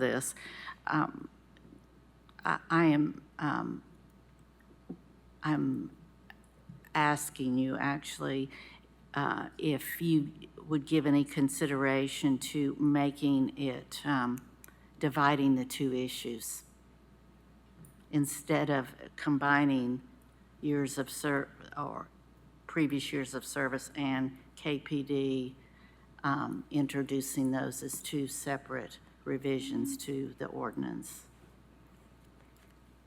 Basically, I can support one, but not the other. Sure, I would consider that. Just to go back on why I went for 5, again, that was a reasonable consideration and a compromise, and it maintained the spirit of the original intent. Also, if you have officers in your life, you know that if you get even 8 years out, they're typically settling in with their retirement and their family. And 5 years out, they still have a lot to give, a lot to give. I know that there is this image that Merit Board has been very political. I think that most everything we do is very political.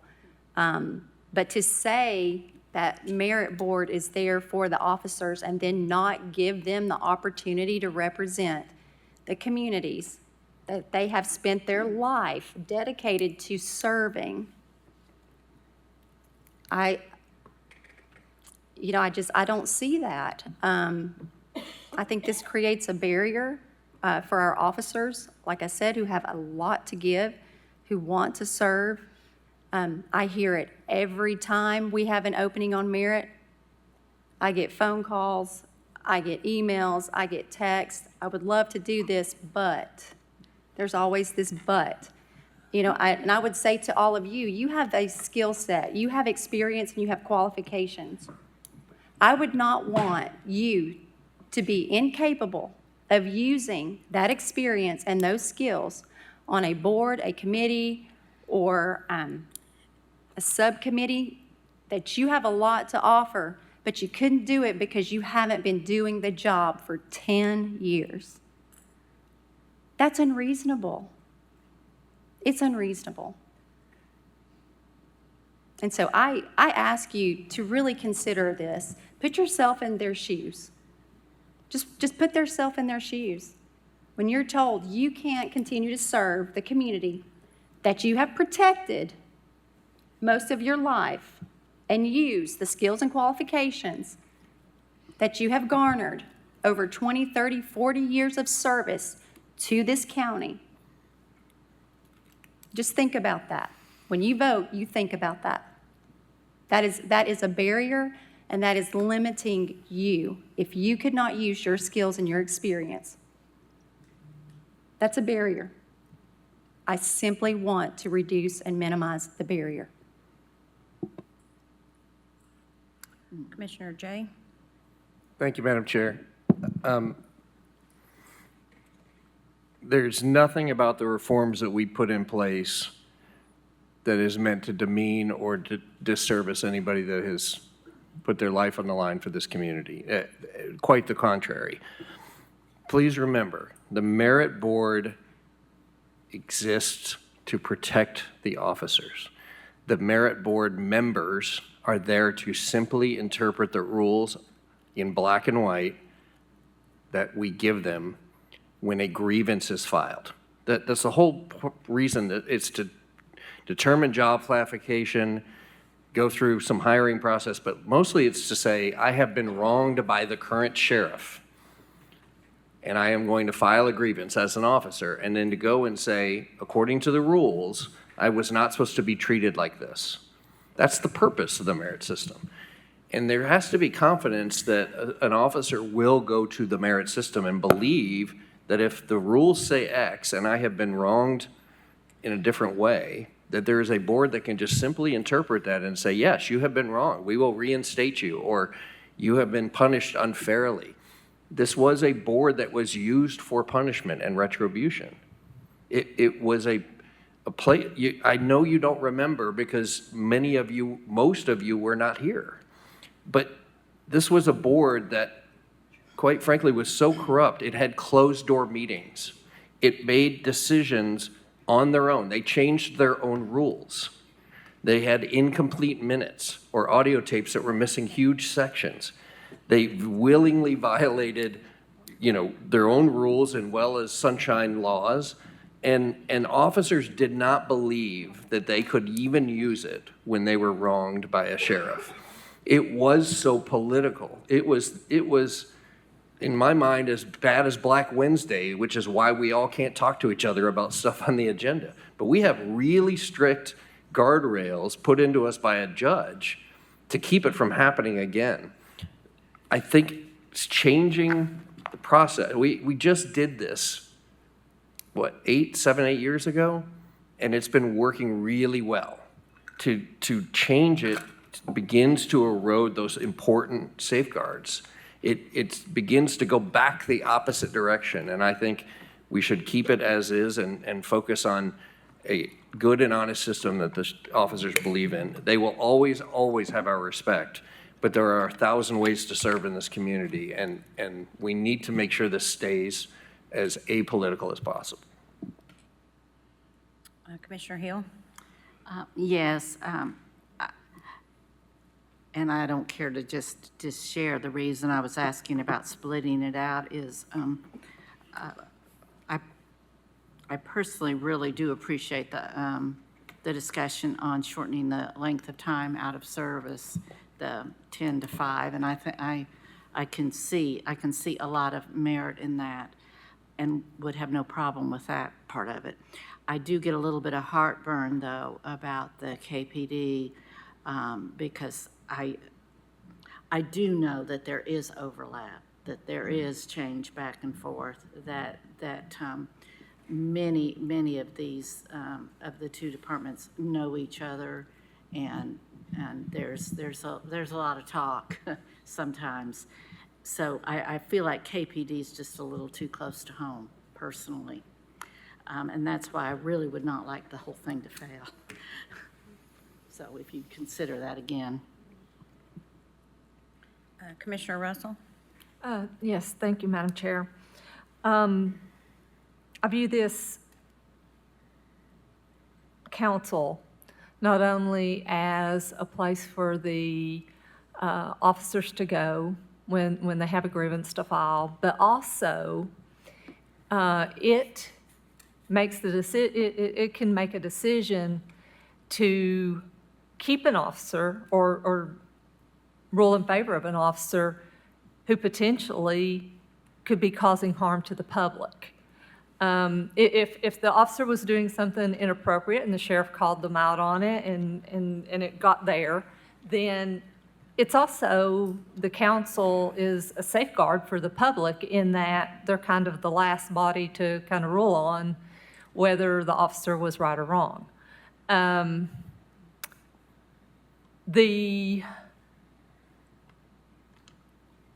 What I could see potentially happening, and the reason I agree with Commissioner Jay, is because, on the term, is because I could see someone who was an employee of the Knox County Sheriff's Department who had a falling out with the sheriff, getting on the council during the sheriff's second term and using it as a place to grind their axe. So I just don't feel comfortable going less than 8 years, just simply for that fact, because it could, as it was pointed out, the audit committee position could be used retaliatory. This also could be used to be retaliatory toward the sheriff by someone who was not, who didn't feel like they were treated fairly. Commissioner Fox? Thank you, Madam Chair. Is there a specific circumstance that led to the KPD being inserted into this in the first place? I'm just wondering.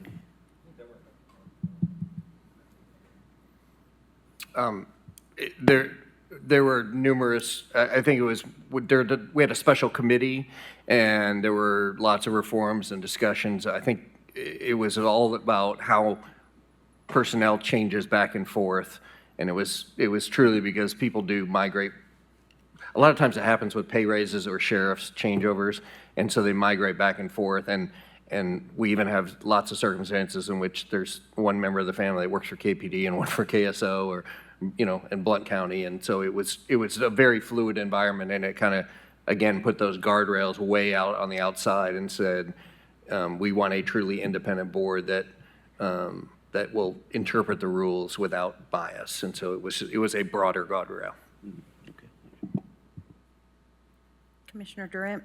Thank you, Madam Chair. And I actually sat on the committee to revise the Merit System Council, well, that's what it was then, the Board of Directors now, rules and operations and all the things. And I actually, and for me, Commissioner Fox, when you said, is there a reason why KPD was brought into it?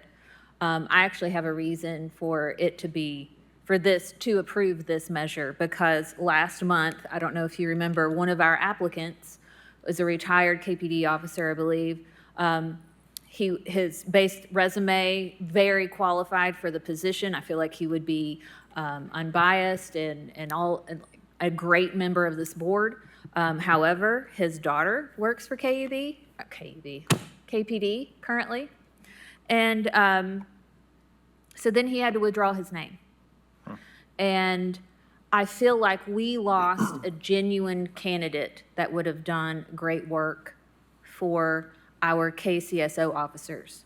Now, my understanding is that if his daughter were in fact to move to KCSO as an employee, he then would be disqualified from serving on the Merit Board of Directors. Is that not correct, Commissioner Jay?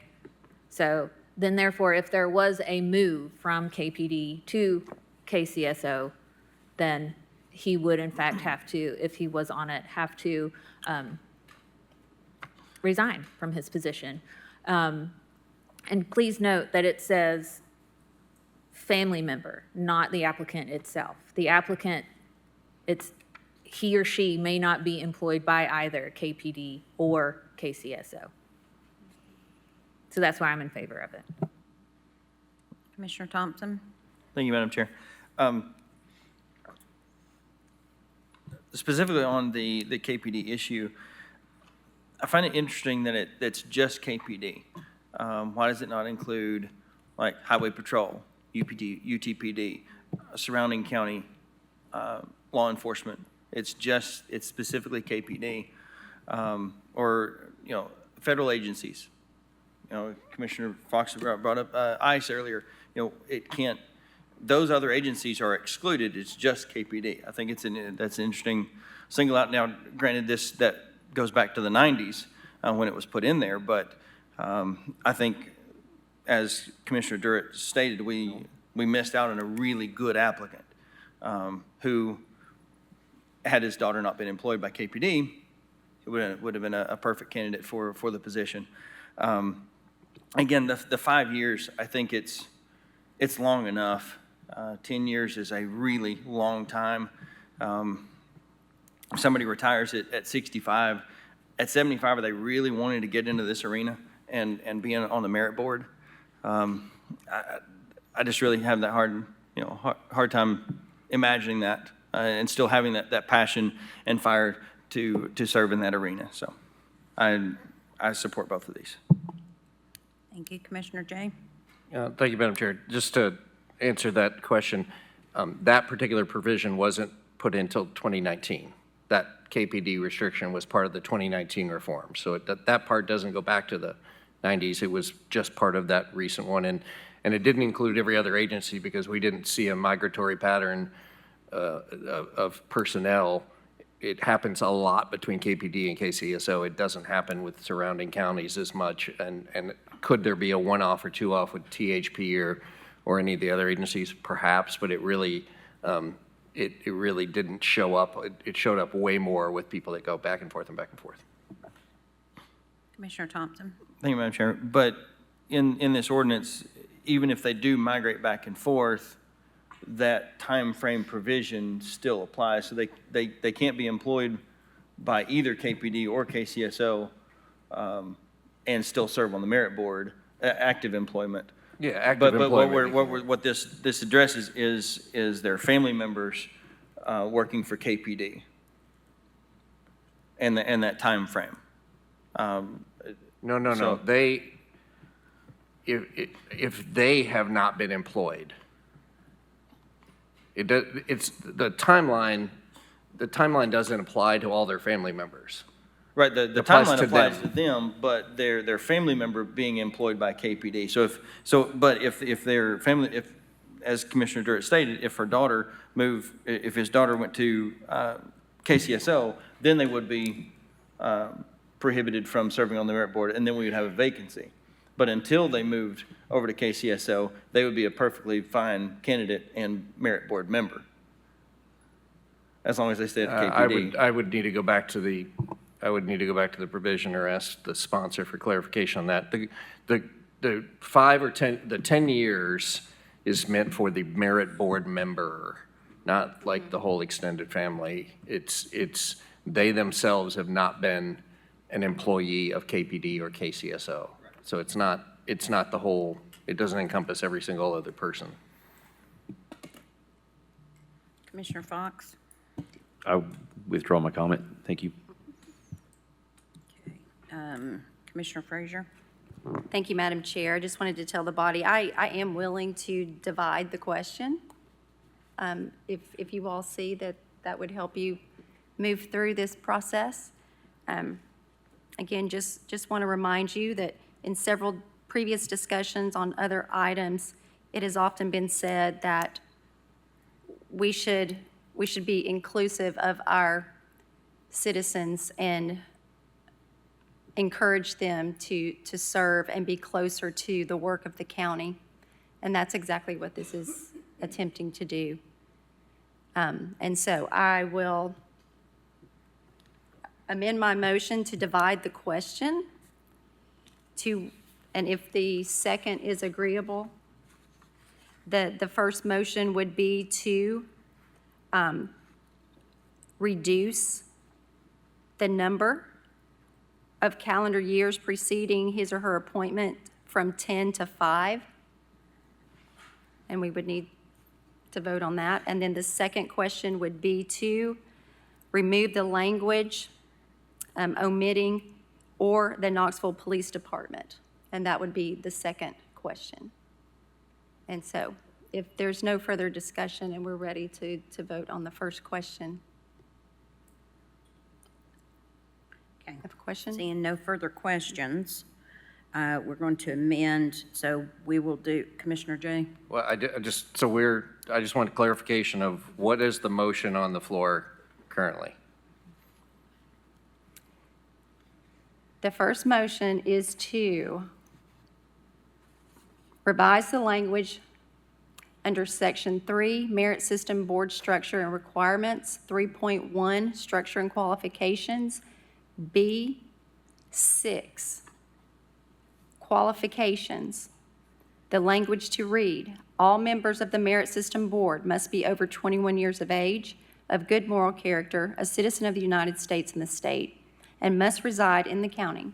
No person shall be eligible to serve as a member of the board if he has previously been employed by the county sheriff's office within the 5 calendar years preceding his/her appointment, or if any member of such person's family is or becomes employed by the county sheriff's office. Okay. Madam Chair, I'd like to offer a substitute motion to change the language to 8 years. Second. Okay. So we have a substitute motion on the floor by Commissioner Jay and a second by Commissioner Russell. So that's the motion that we'll vote on first. So all in favor? Oh, roll call. Yeah, I'm sorry. It's an ordinance. Commissioner Lee? Okay, are we voting on the Commissioner Jay's substitute? Yes, yeah, the substitute. Okay. Of the 8 years. Okay, I vote aye. Commissioner Thompson? No. Commissioner Fox? Commissioner Jay? Commissioner Frazier? No. Commissioner Rawls? Aye. Commissioner Durrett? Commissioner Oster? No. Commissioner Jackson? Aye. Commissioner Russell? Yes. Commissioner Hill?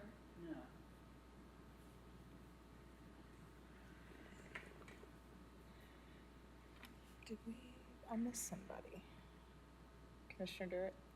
She said. Did you vote no? Okay. I missed somebody. Commissioner Fox? Oh, he passed, yes. Okay. So that's fine. Would you like to change your vote? We got all night, so. Feels like we've been here all night.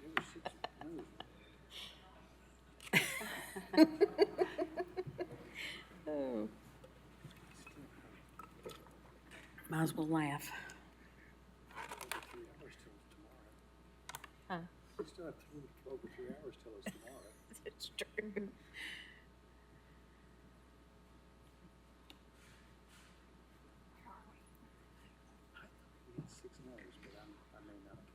May I offer a quarter?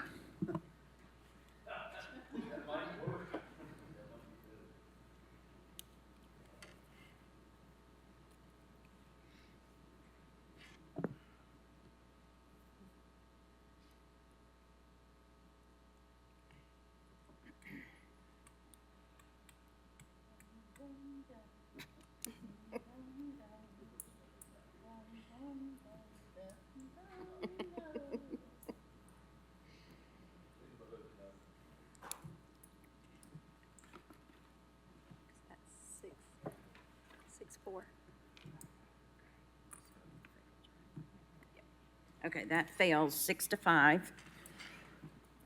So we are back to the original motion, or the amended motion of Commissioner Frazier. Thank you. Nobody can remember me tonight. I'm starting I to can't get remember anybody, so offended. don't take it personal. And so then we're back to the 5 years. So that's what we'll be voting on now. And so we will do another roll call vote. Commissioner Thompson? Commissioner Thompson? Yes. Commissioner Fox? Yes. Commissioner Jay? No. Commissioner Frazier? Yes. Commissioner Rawls?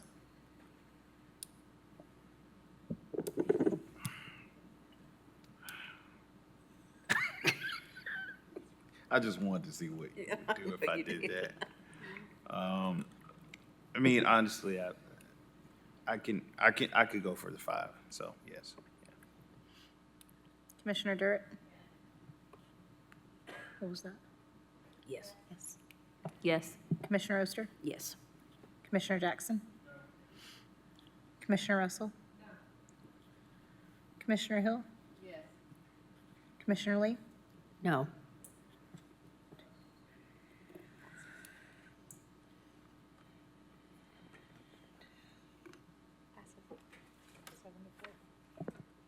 That motion passed, 7-4. Okay. Next motion. To amend the language in Section 3, Merit System Board Structure and Requirements, 3.1, Structure and Qualifications, B6. Suggested language to amend the language, omitting the language referencing employed by the Knoxville Police Department. Okay. And the second was okay with that? Yes. Correct? Okay. All right, we'll do another roll call vote. Hold on. Questions? Yes. So,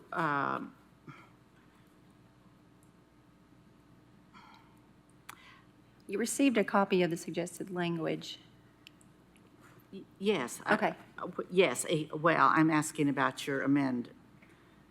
It's simply striking where it states, is or becomes employed by the county sheriff's office, strike, or the Knoxville Police Department. All right, the Knox just- County Sheriff's Office was the part I missed. Thank you. So Yes, ma'am. KPD is, Yes, ma'am. All right. That is the motion. Commissioner Fox? Commissioner Jay? Commissioner Frazier? Yes. Commissioner Rawls? Yes. Commissioner Durrett? Aye. Commissioner Oster? Yes. Commissioner Jackson? Commissioner Russell? Pass. Commissioner Hill? Commissioner Lee? No. Commissioner Thompson? Yes. Does the pass wish to vote? No. Is that your vote? No? No, sorry. It's been confusing tonight. No, I do not wish to change my vote. It passes.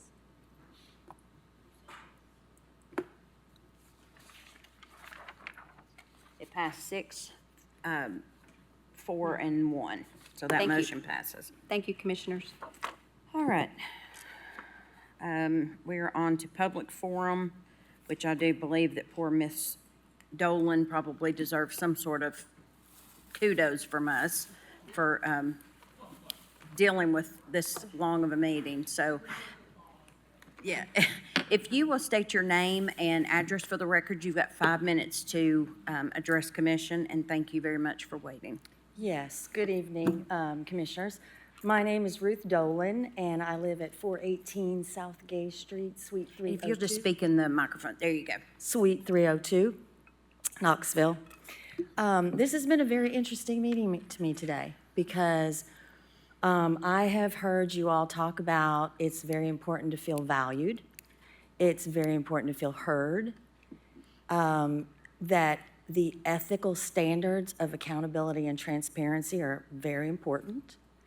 And that trusting your elected officials is important. And that oversight is important. So I'm here to talk about what it means to experience the failures of law enforcement and the legal system firsthand and call for public oversight. I speak on behalf of my son, Connor, a bright, strong, happy 15-year-old who was killed in a single vehicle car crash in 2022. Law enforcement told us that it was a simple freak accident, which we believed, because why would law enforcement lie to us? After numerous attempts to get information and relentlessly begging for the truth, it wasn't until April of 2025 that we uncovered what happened and the vast systematic failures of this county. By law, next of kin must be formally notified when a child dies and of an ordered autopsy. We were not. By law, a driver must carry valid proof of insurance and a valid driver's license. The driver had neither, and no citations were given. No crash reconstruction, no photographs, no witness statements, no interviews, or any other standard procedures in a fatal collision were followed. There was no investigation, and to this day, it cannot be located. Connor's value and worth are not up for debate.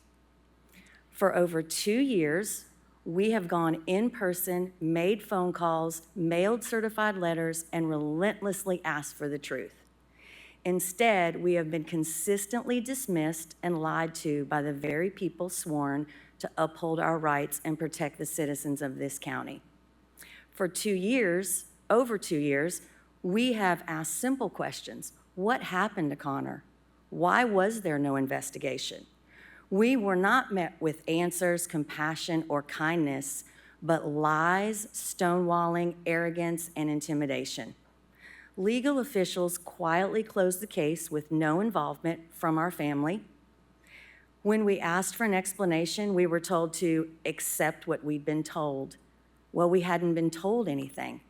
We were vilified simply for asking for the truth. After refusing to back down and relentless pressure, the case was reopened and reinvestigated with a formal determination of probable cause for reckless vehicular homicide. However, no charges were filed, not because there wasn't enough evidence, but because the initial investigation was so poor that nothing could be pursued. No one tried to collect further evidence. Let me be very clear. Our goal is not to charge the driver. Our goal is to hold the Knox County Sheriff's Department and the Knox County District's Attorney's Office accountable for their utter dereliction of duty, obstruction of justice, and violation of civil rights. We have contacted everyone we could, including every member of this commission, the city council, and the county mayor. We received a response from only one of you on this committee, so I thank you for your compassion and your integrity. There was another Knoxville elected official who knows exactly what my family's going through and chose to ignore us. We asked for a formal internal investigation in February 2025. After our story was published in June by the Knoxville News Sentinel, we were met with complete silence, no timeline, no transparency, and no justice for Connor. After months of waiting, we received this internal investigation a little over a week ago. We waited 7 months. This investigation is filled with lies, contradictions, and distortions, and we have proof of all of that because we had to investigate it ourselves. Instead of providing truth and accountability, it only confirmed the lack of integrity within the system. The Knox County Sheriff's Office of Professional Responsibility, the crash investigator, the records manager, the officer who reinvestigated the crash, and the DA's office have all verified on record there was no initial investigation, but no one can explain to us why. This is not an isolated incident. Other families who are not part of the system of legal officials who protect their own have and will continue to suffer due to misconduct, negligence, and willful disregard of the civil rights under the color of law. Complacency is not an option. You are either part of this solution or you are part of the problem. While you might not control the sheriff's office, you are the policy makers for this county. You do approve his bond, his budget, and you control funding, so you are not powerless. This commission has the power to call for oversight and accountability, and you are elected to protect the people of Knox County not just from crime, but the unjust and illegal acts committed by what should be a trusted system. By funding without oversight, you are now part of this cover-up. Connor was an amateur boxer. He trained hard, he fought clean, and he stood in the corner of the ring with strength and courage. That's who he was, someone who would never back down from a fight, especially when things got hard. Now we are standing in the corner of that ring too, against the silence, against the institutional cover-up, and the belief that we will give up and go away because we won't. We are in Connor's corner, and we will keep fighting for him and every family in Knox County that Knox County has failed. You never think this is going to happen to you until it does. This could be your family, your children, your son, or your daughter. So I ask you, what would you do if this was your child? Would you fight or would you give up? This cannot be something you hear and walk away from unchanged. You were elected to serve this community, and ethical leadership means standing up and speaking out and demanding public oversight. Connor deserves better, we deserve better, and the people of Knox County deserve oversight. We will not stop fighting until we get justice for Connor. Does anyone have a question? Thank you. Thank you, Ms. Dolan.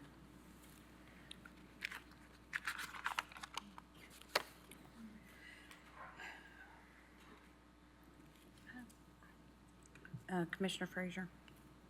Thank you, Madam Chair. I don't have a question.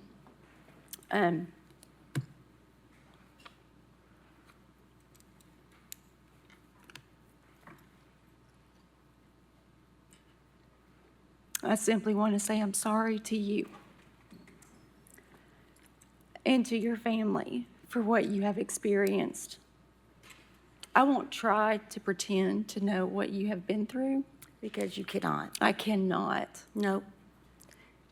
And I want to thank you for coming here today and sharing your story and Connor's story.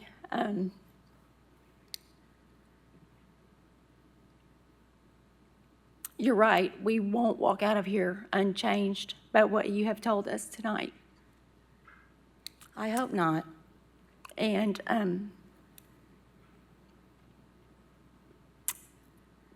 I hope that maybe we can be a little better by the words that you have shared. Well, I hope that you all can give a discussion on oversight to the Sheriff's Department the same time and robust conversations you have given to things like audits and family members being in certain places, because I believe that is important. And I do not understand how any of you can sit here now and not push for oversight. Thank you. Thank you. Thank you, Ms. Dolan. Again, I think I can speak for all of us that are parents on the commission, how sorry we are, and that took a lot.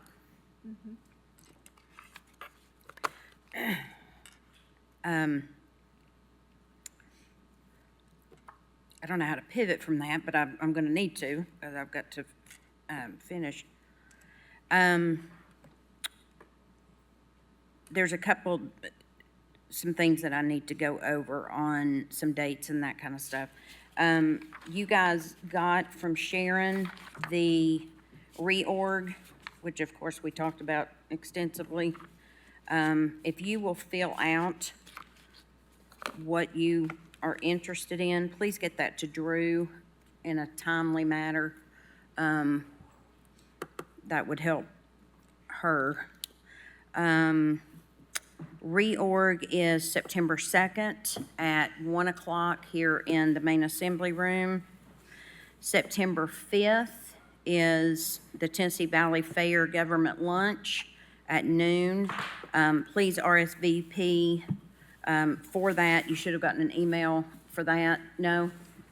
Didn't get an email for it? Okay. I had down that we had to RSVP. If you got an invitation, you've got an RSVP on there. Governor's Breakfast is September 18th. You need to RSVP to Amy Nolan. I know that we got an email for that. September 25th at 8 a.m. is the UDO update, so make sure that you're here for that. I would like to say a happy early birthday to Commissioner Hill. Her birthday is on the 28th. And would also like to recognize Henry J. His 17th birthday is this evening, and so I hate that his dad is getting out so late. Commissioner Jackson. Well, a couple things. That was really a hard thing to listen to, and just searching here on my email, I can't locate the email. If anybody has that email, obviously somebody responded. If you could forward that to the rest of the commissioners, Commissioner Dirt and I don't have that. Yeah, I And didn't you don't see have it it either. either. That would be a good thing to have, and potentially a letter from all of us to her note cards. And then the second thing is, I think that I don't want to talk about it tonight because we've been here a long time. But perhaps considering having public session towards the front, so that way they're not sitting here for 4 or 5 hours. I've thought about that, and I think that I'd like to look at it changing that so people don't have to wait so long. Do we have anybody else that needs to have any announcements? Okay.